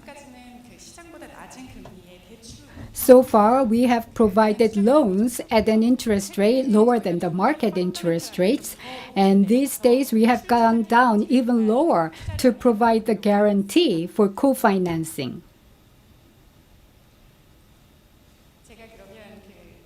Let me now move on to some specific examples of our investment projects.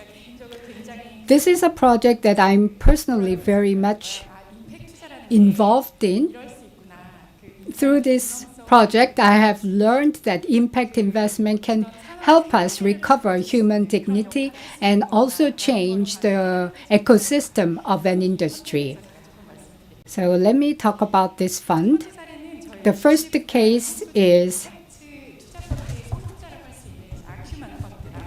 that GCF have worked with Acumen Funds, the most impactful fund management company in the world.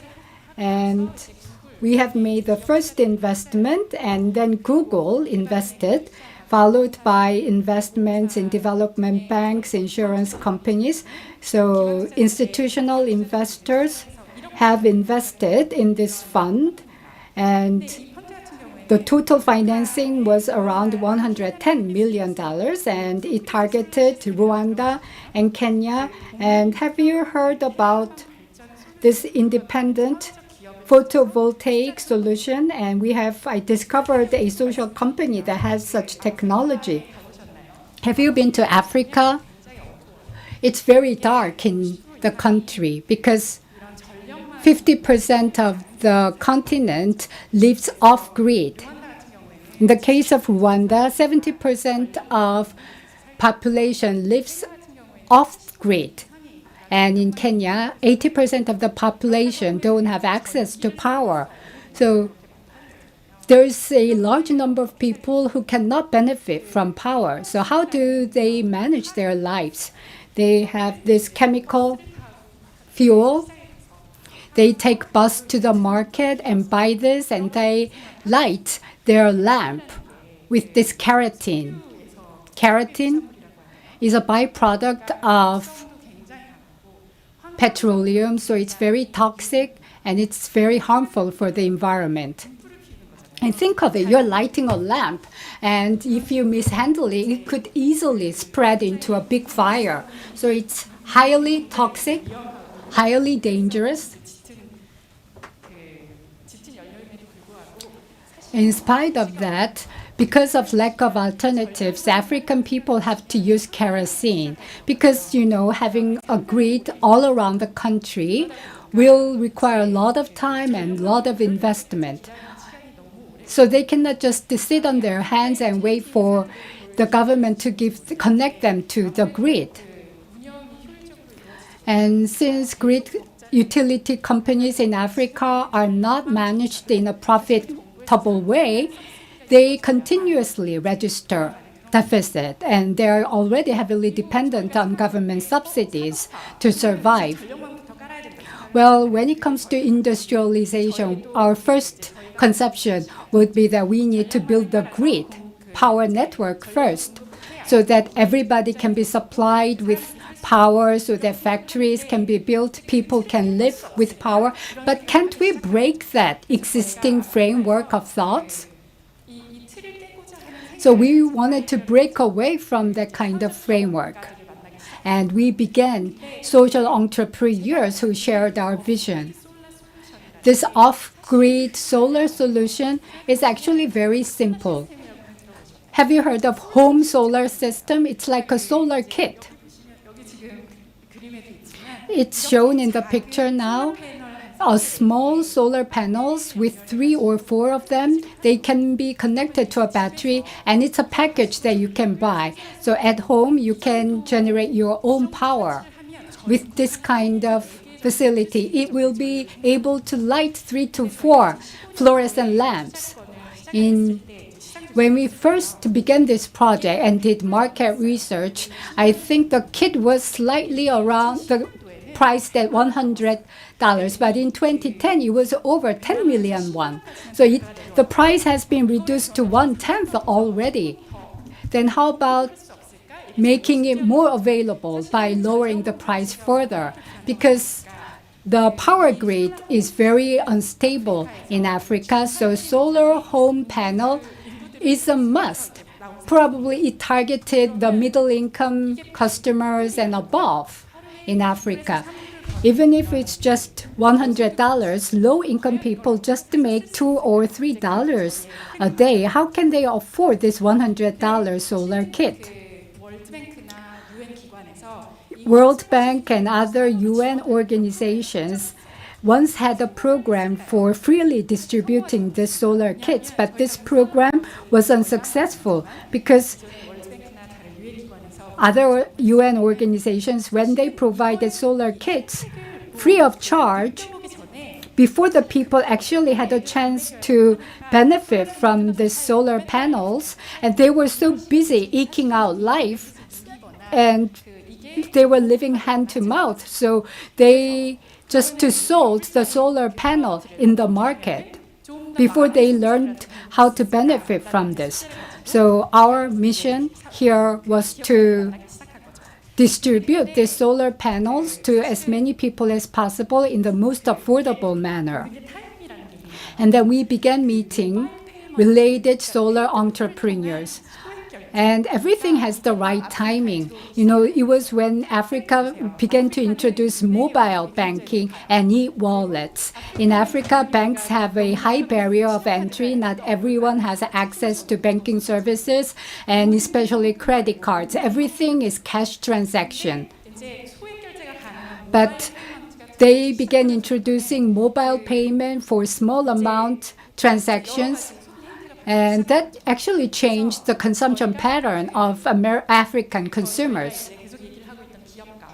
And entrepreneurs that we were talking to, and Kenya's telecommunication services providers and our fund manager met together and discussed ways of combining this. So as a result, telco companies and off-grid solar solution provider, they created a joint venture company so that mobile payment, when they buy home solar system, this mobile payment solution can be used as a payment instrument.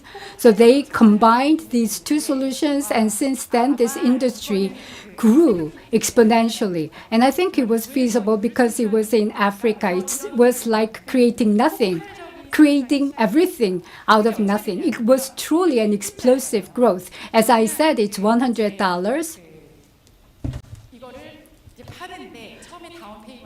So as a down payment, you have to pay $10, and the remaining $90, you can make daily payments in small amounts, or you can also choose to make weekly payments.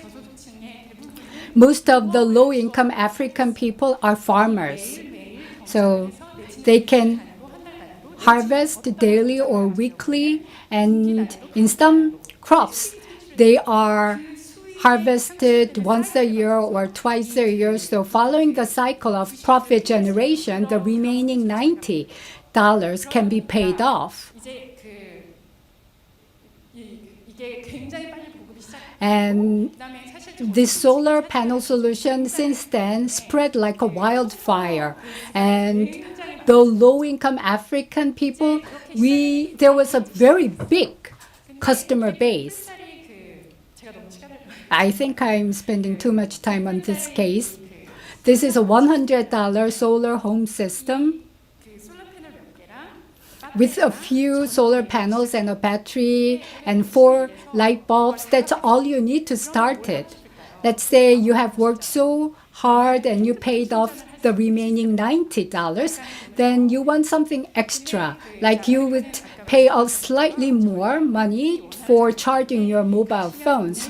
So every villages in Africa, they have a small kiosk for charging your mobile phones. And in Africa, most of the people have mobile phones. Mobile phones are like lifeline in Africa because everything is done through mobile phones. So you have to do business and make micro settlement. All the economic activities are carried out through mobile phones in Africa. So charging your mobile phone would be very critical. And if there is a way to charge your phone without paying money, people would love it. And customers began to search for the best charging solutions for their mobile phones. And then they want to listen to radio when they're working on the farms, and they would want refrigerators. Once you have the refrigerator, you realize you can have a business. You could buy some drinks and cool them and sell them for economic profits. So this isn't called economic ladder.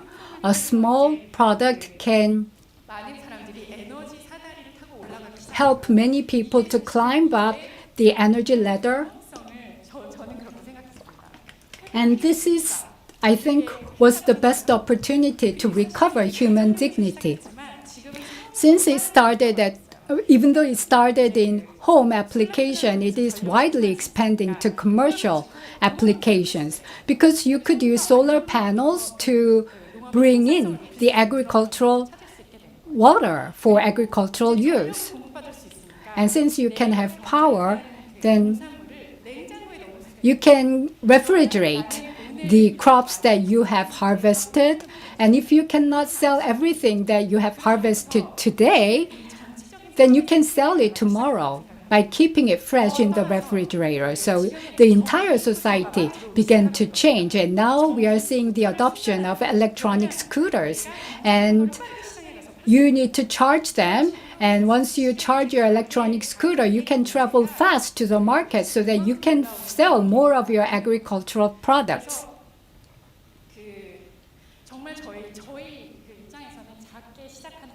So this was a small investment project to begin with. We are not the only ones who started it, but we were involved from the very early stage, and financial profits actually means a lot because the industry itself is expanding very rapidly. And when you think about the loyalty of customers, they are so willing to pay off their remaining debt. They worked very hard. So at first, we worried about whether low-income people would pay up their remaining $90. We were worried about potentially high delinquency rate, but that was, groundless concern. The off-grid home solar solution providers, they are working through mobile financing solution providers. And since this is a home appliance, they are also becoming a part of this industry. And the industry is expanding very rapidly. And since this is an off-grid solution, there is a limit to how much power you can generate. So the energy efficiency of a home appliance is very important. They should be highly efficient, and the refrigerators or other home appliances must be small. So they began to develop smaller sized, highly energy efficient home appliances. So I learned what impact investment can do through this project. There could be financial profits, and if we have the right mindset for impact investment, we can manage to change the entire ecosystem of an industry and also recover the human dignity. So I've been in this industry for 20 years, but I think this is was the most exciting project and memorable one as well. By investing in this fund, the impact that we created 3 years down the road since the inception of this fund, and we have invested in 7, 8 companies so far, and we believe that financial performance, even though the numbers are not yet, they're growing very rapidly, so I'm sure the financial profitability would be very sound. And the companies, well, they're growing beyond being stable. And as of last year, the impact is that already 50 million families now have access to power, and 75 million people now can benefit from power. Not only that, since we are a green climate fund, we can prevent emission of 30 million ton equivalent of CO2. So we can invest and create positive impact. And I don't remember correctly, but I think it was 3 years ago when we had general shareholders meeting, and Google was also the co-investor. And I had a chance to meet with the investment planner of Google, and I asked them what's their impression of investing in this project. And the Google people told me that off-grid solar system is our future. So, well, as many of you are well aware, Google is currently developing smart cities and created a subsidy. And as an energy model for that subsidiary, they have adopted off-grid solar system. By changing our way of thinking, we can actually generate major changes. And in that general shareholders meeting, we visited Rwanda and Kenya and actually visited households that have benefited from this solar panel. I took train, cars, traveled a long distance, climbed up the mountain to meet the actual customers of the solar panel solution. I visited one family, and the mother of the family told me that by using only 1/10 of the money that she used to spend for kerosene, she's getting power, and with the saved money, she can afford to send her children to school. And since she can have power at night, her children can read even at night. So she said that my children's future would be quite different from the life I've had, and she had tears in her eyes, and I almost cried with her. This impact investment is really changing the world. It can really help us break our way of thinking. There are many more cases that I would love to share with you, but in the interest of time, I would have to wrap up very soon, but I will very briefly go over the other cases. The second fund is also, well, in 2015, we began investing in off-grid solar, but we were also affected by COVID-19 pandemic. In Kenya in 2015, there were about 10 companies for off-grid solar panels, but soon it grew to 300 companies. But when you have many companies in an industry, they're very prone to M&A or other consolidation efforts. And on top of that, there was the COVID pandemic, which created liquidity problems. These companies actually need operational capital in advance. And if there's a liquidity shortage, even if they have very strong growth potential, they might have some problems financially. And we created emergency gap fund last year. It's around $60 million.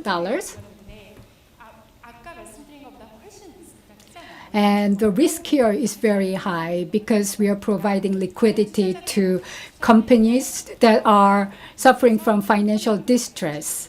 So we are supporting $30 million from the bottom. So we are going to have be the hit first before other investors are hit. So that's how we designed the funding mechanism. And because there was an urgent need for liquidity, a lot of this fund has been used up already. That's the second case that I would like to share with you. This is something that worked with the Bangladesh bank. Bangladesh has a large textile industry, and this is, turning the logistics industry of Bangladesh into a green industry. When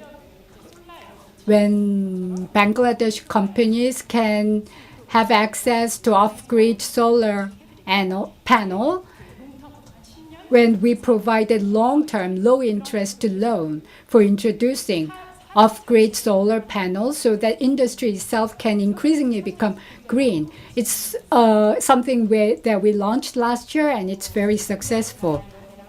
EBRD, we have worked with these companies.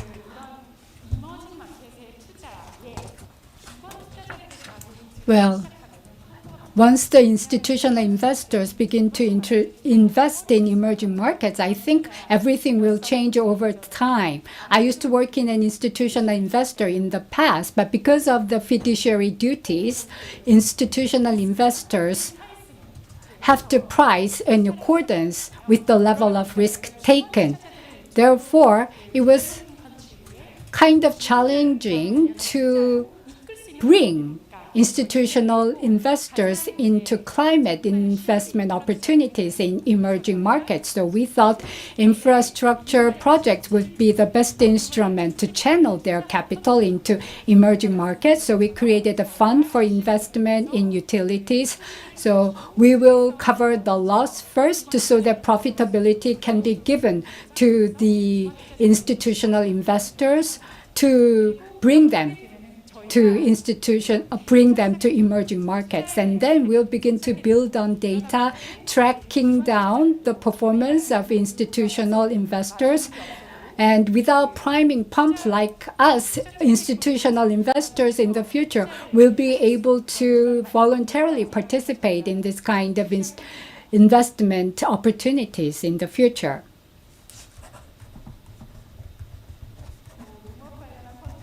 There's the agriculture-related fund and many more. But if you have any further questions, you can contact me later. So feel free to contact me at any time. So I think I'm quite behind my time. But if you have any questions, I would love to answer your questions.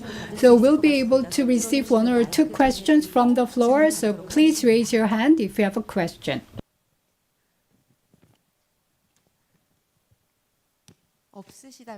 If not, then we would like to wrap up.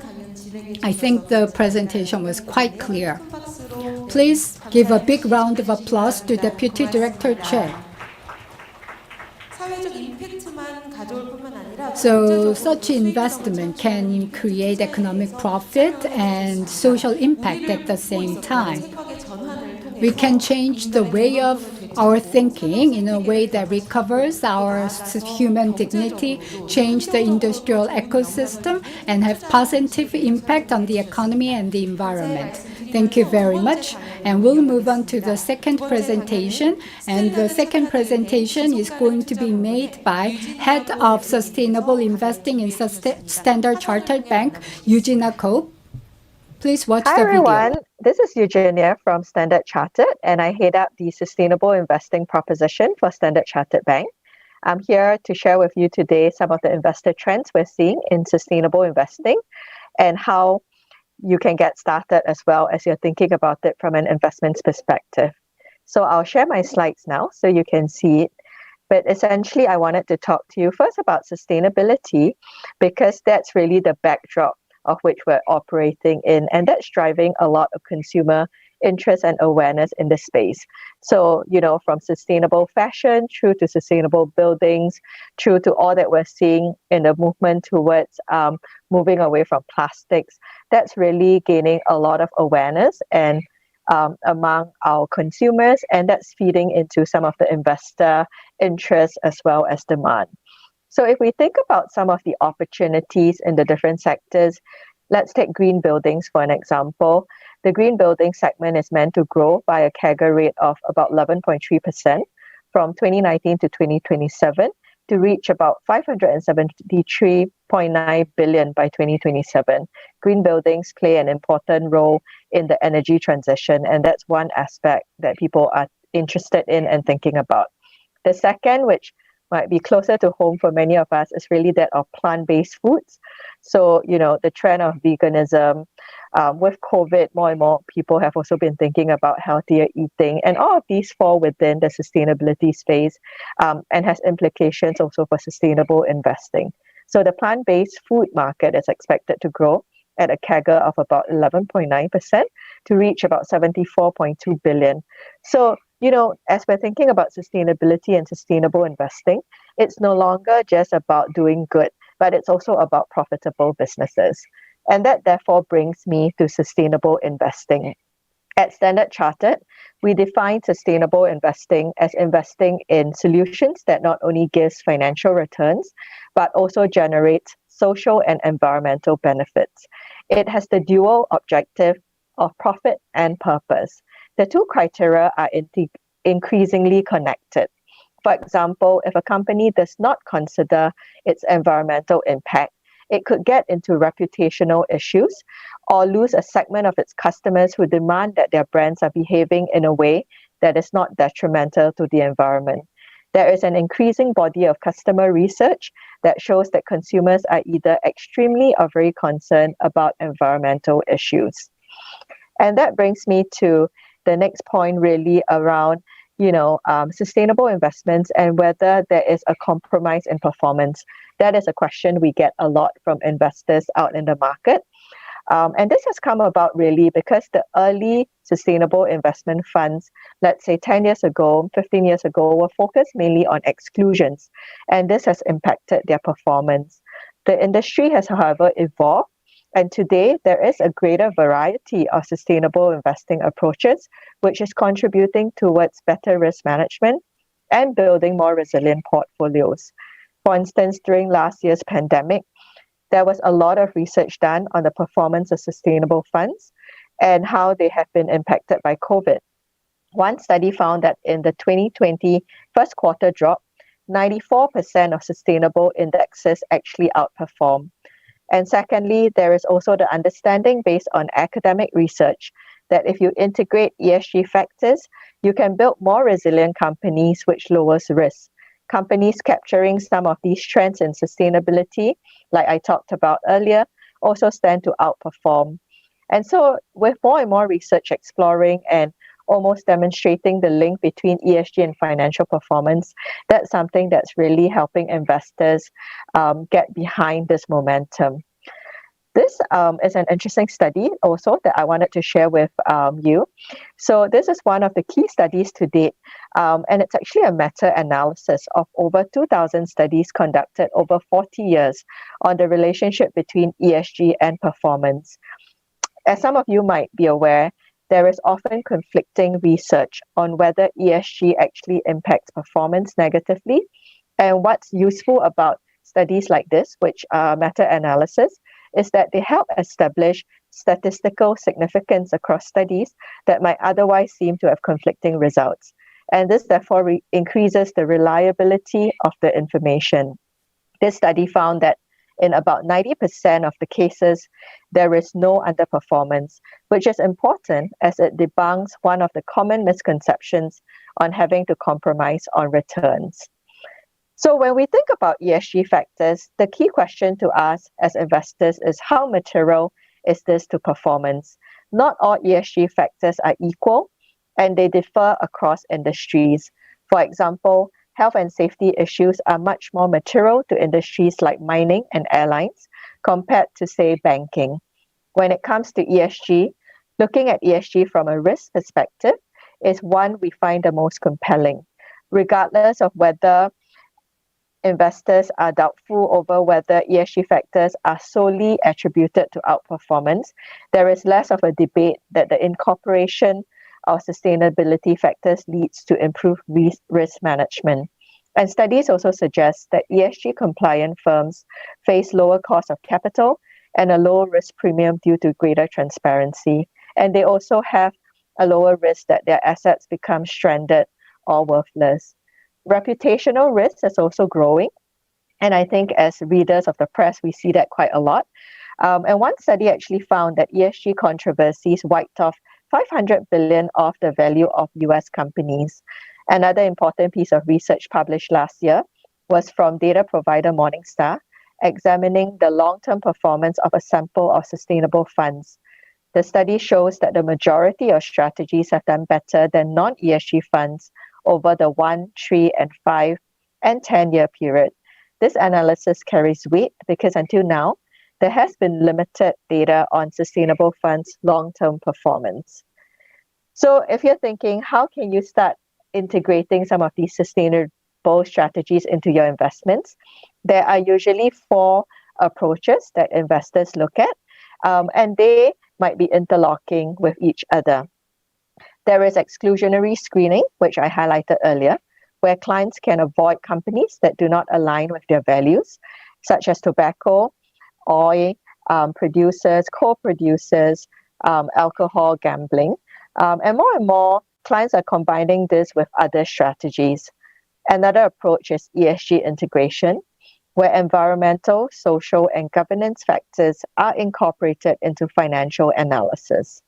Next, we have thematic investing, which focuses on one or more sustainability issues like climate change, clean water, or education. And lastly, there is impact investing. For impact investing, the primary focus is really on intended positive environmental and social outcomes.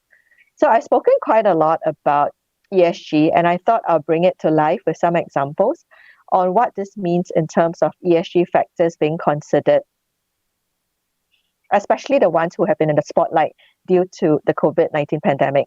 Let's take biodiversity and land use as an example under environment. This has become an area of increasing interest during COVID-19, given that a number of zoonotic diseases, such as the COVID-19 virus, are being linked to climate change. Carbon emissions is another one that the investment community is looking closely at, given the cost to companies.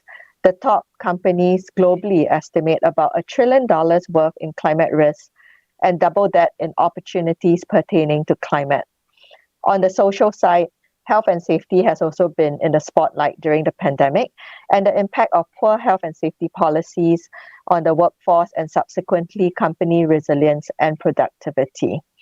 So this is really a quick overview of really sustainable investing, the key factors, some of what you should be thinking about, and the issues pertaining to materiality. We also did a sustainable investing study across 4 key markets in Asia, surveying about 1,000 investors, and I thought that that might be interesting to share with you. What we found was that while interest levels are high among investors, actually apprehension levels are equally high. What are some of the barriers to entry? I've talked about the concerns about performance earlier.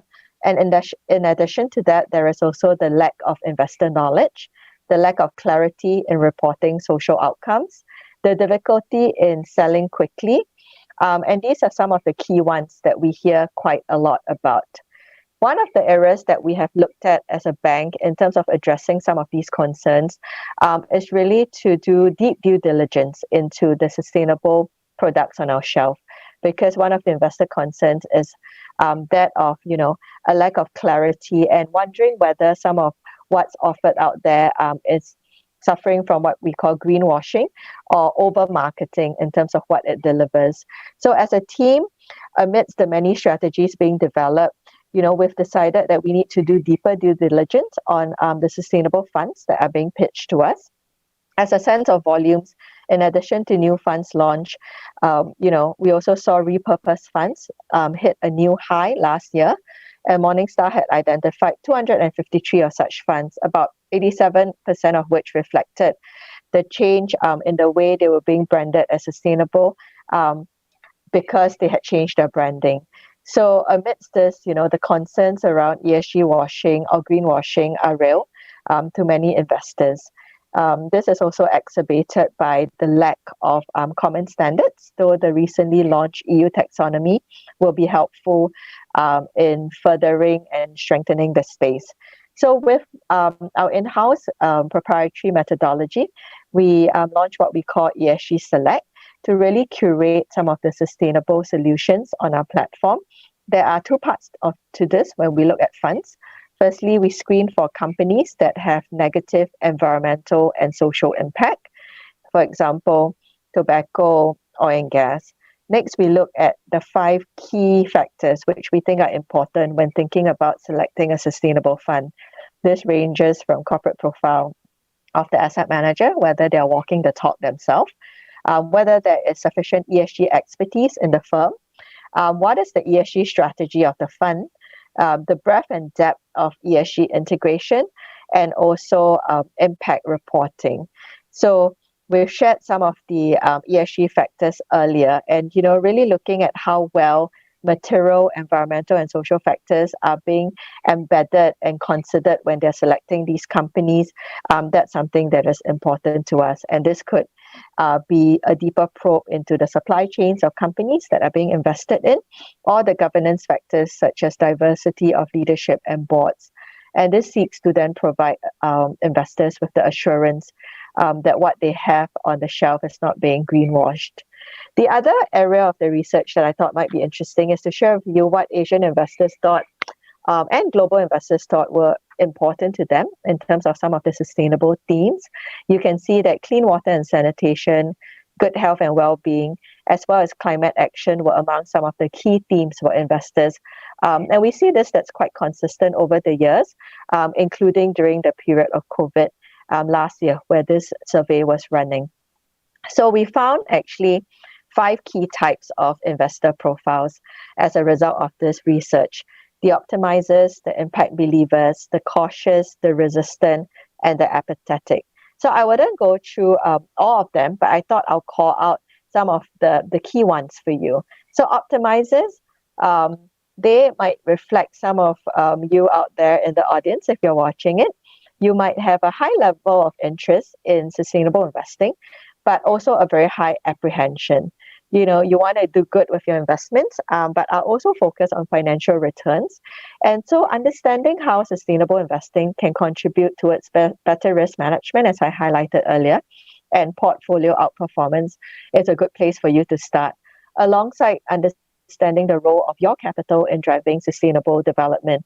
What we find in working with clients and investors is that it's useful for them to learn about the materiality of these ESG factors relating to one's specific investments. The second group is a group that we call impact believers. These are, investors that have high levels of interest and also low apprehension. So most likely they have already heard of or have previously invested in sustainable investments. What's interesting about this group is that you would hold strong views on sustainable investing, and you want to ensure that when you are investing that you also understand what some of the impact outcomes are. So impact measurement is an area that would be important for you to look at, especially understanding the quality of reporting that you're getting, and knowing how your investments is actually driving tangible impact. The third segment, which is the cautious investors, they're actually pretty similar to the optimizers, except that they have lesser levels of interest, so perhaps moderate interest, and still high levels of apprehension. So for them, understanding how sustainable investing can contribute to risk management and performance is also a good place to start. Learning about materiality of some of these factors, and maybe monitoring simple solutions such as sustainable ETFs or funds, so that you get acquainted with the space with a bit more of a low-hanging fruit kind of way. So these are the 3 types that I thought I'll bring you guys through. And finally, to end on this final slide, I guess, with all that we're seeking to do in sustainable development, it's really to harness capital to supporting development and to contributing towards the sustainable development goals. So I thought, ending with a slide on the sustainable development goals was a good one to land on, and really to think through how we can be all contributing towards plugging the $2.5 trillion investment gap, especially in developing countries, and the role that our investments can play. So I will conclude here, and thanks for listening in, and we'll now go into Q&A. 네, 고맙습니다. 지속 가능한 투자와 미래라는 주제로 Thank you very much, 유진이하고 Eugenia Ko, for your wonderful presentation. And we have two questions for Ms. Ko, and I will read the first question. What is your current plan of Standard Chartered regarding the promotion of green investment? Could you answer the question? Great, thanks for the question. There are a couple of areas that we'll focus on when it comes to promoting green investments and really to accelerate sustainable finance by supporting the net zero transition. So the first is really around developing frameworks. Our green and sustainable product and bond frameworks are developed in collaboration with a third party called Sustainalytics and reviewed annually. This sets out and qualifies what is deemed as sustainable and green. And this is important, especially because we want to ensure that we mitigate any risk of greenwashing. The second is around product innovation. We have launched a number of sustainable solutions, which we feel are innovative and, really encourages investors to get involved in it. The first is a simple product like the sustainable deposits, which essentially references the sustainable assets and allows investors, including retail investors, to be contributing towards sustainable development. The products, the assets, I guess, within this sustainable deposits that are being kind of financed, help support the flow of capital towards climate-related activities, including renewable energy, energy efficiency, and climate change adaptation. The second, which we feel has been really quite innovative, is a recent transaction sukuk that we did with Etihad Airlines. So Etihad intends to use the funds for a more energy-efficient aircraft and research and development into sustainable aviation fuel. The sukuk also includes a commitment from the airline to purchase carbon offsets should it fail to meet its short-term target to reduce the carbon intensity of its fleet. The next area that we have really done quite a bit of work on is around building thought leadership and really having a range of client insight materials to be able to help our clients be engaged on the topics. These topics include facilitating the adoption of solar power, the role of blended finance in funding energy transitions, and the role of hydrogen. One of the areas that we feel particularly passionate about is really about driving sustainable finance and having an impact where it matters most across emerging markets. And we're seeing this take place even with the financing that we're providing. 91% of our sustainable finance assets are located in emerging markets and 86% in some of the world's most developed nations. Our network means that we're providing finance where it matters most, really catalyzing change where it's greatest and most needed. For example, financing a solar project in India will help avoid more than 7 times the CO2 from a similar sized project in France, given the current sources of power on those countries' grids.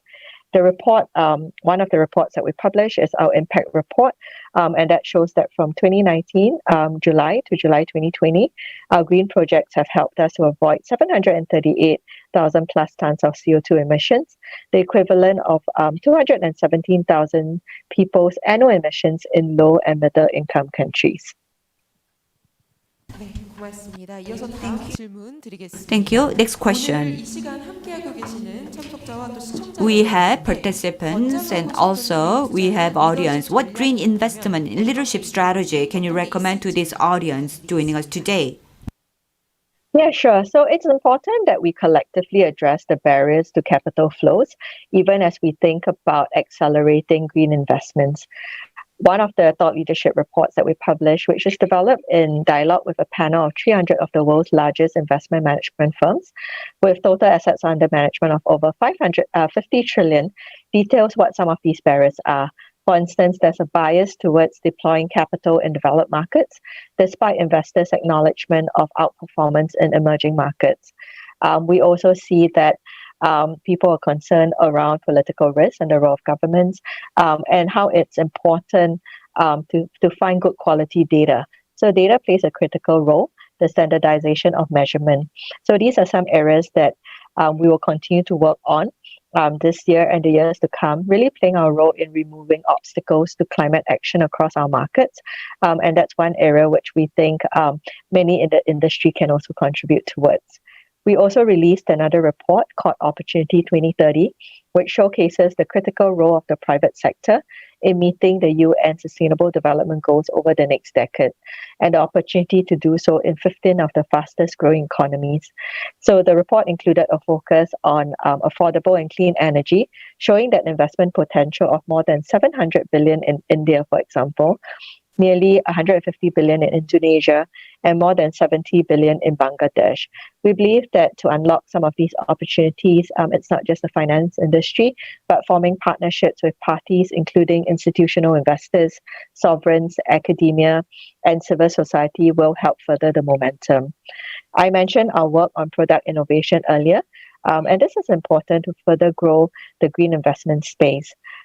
As a bank, we have a dedicated sustainable finance team that drives the growth of sustainable finance product portfolios to support sustainable development, with products underpinned by a robust approach to governance. So to assist in capturing and promoting these opportunities, we also have a sustainable finance steering group. This steering group is a monthly forum that is chaired by our global head of sustainable finance and made up of senior representatives from various businesses who discuss then sustainable funding opportunities, including climate-related financing across our footprint.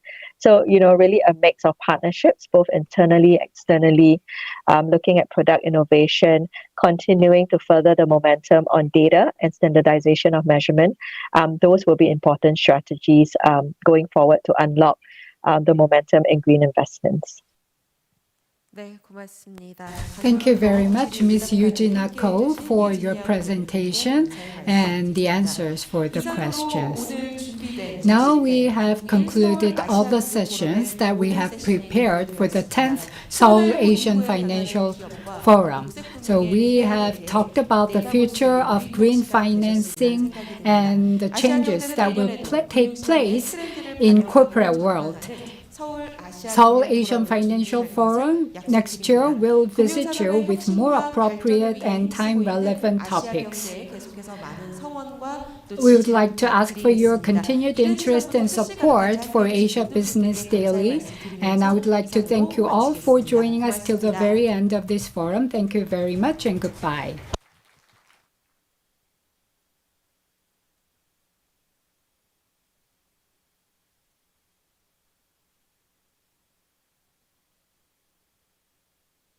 So I would like to make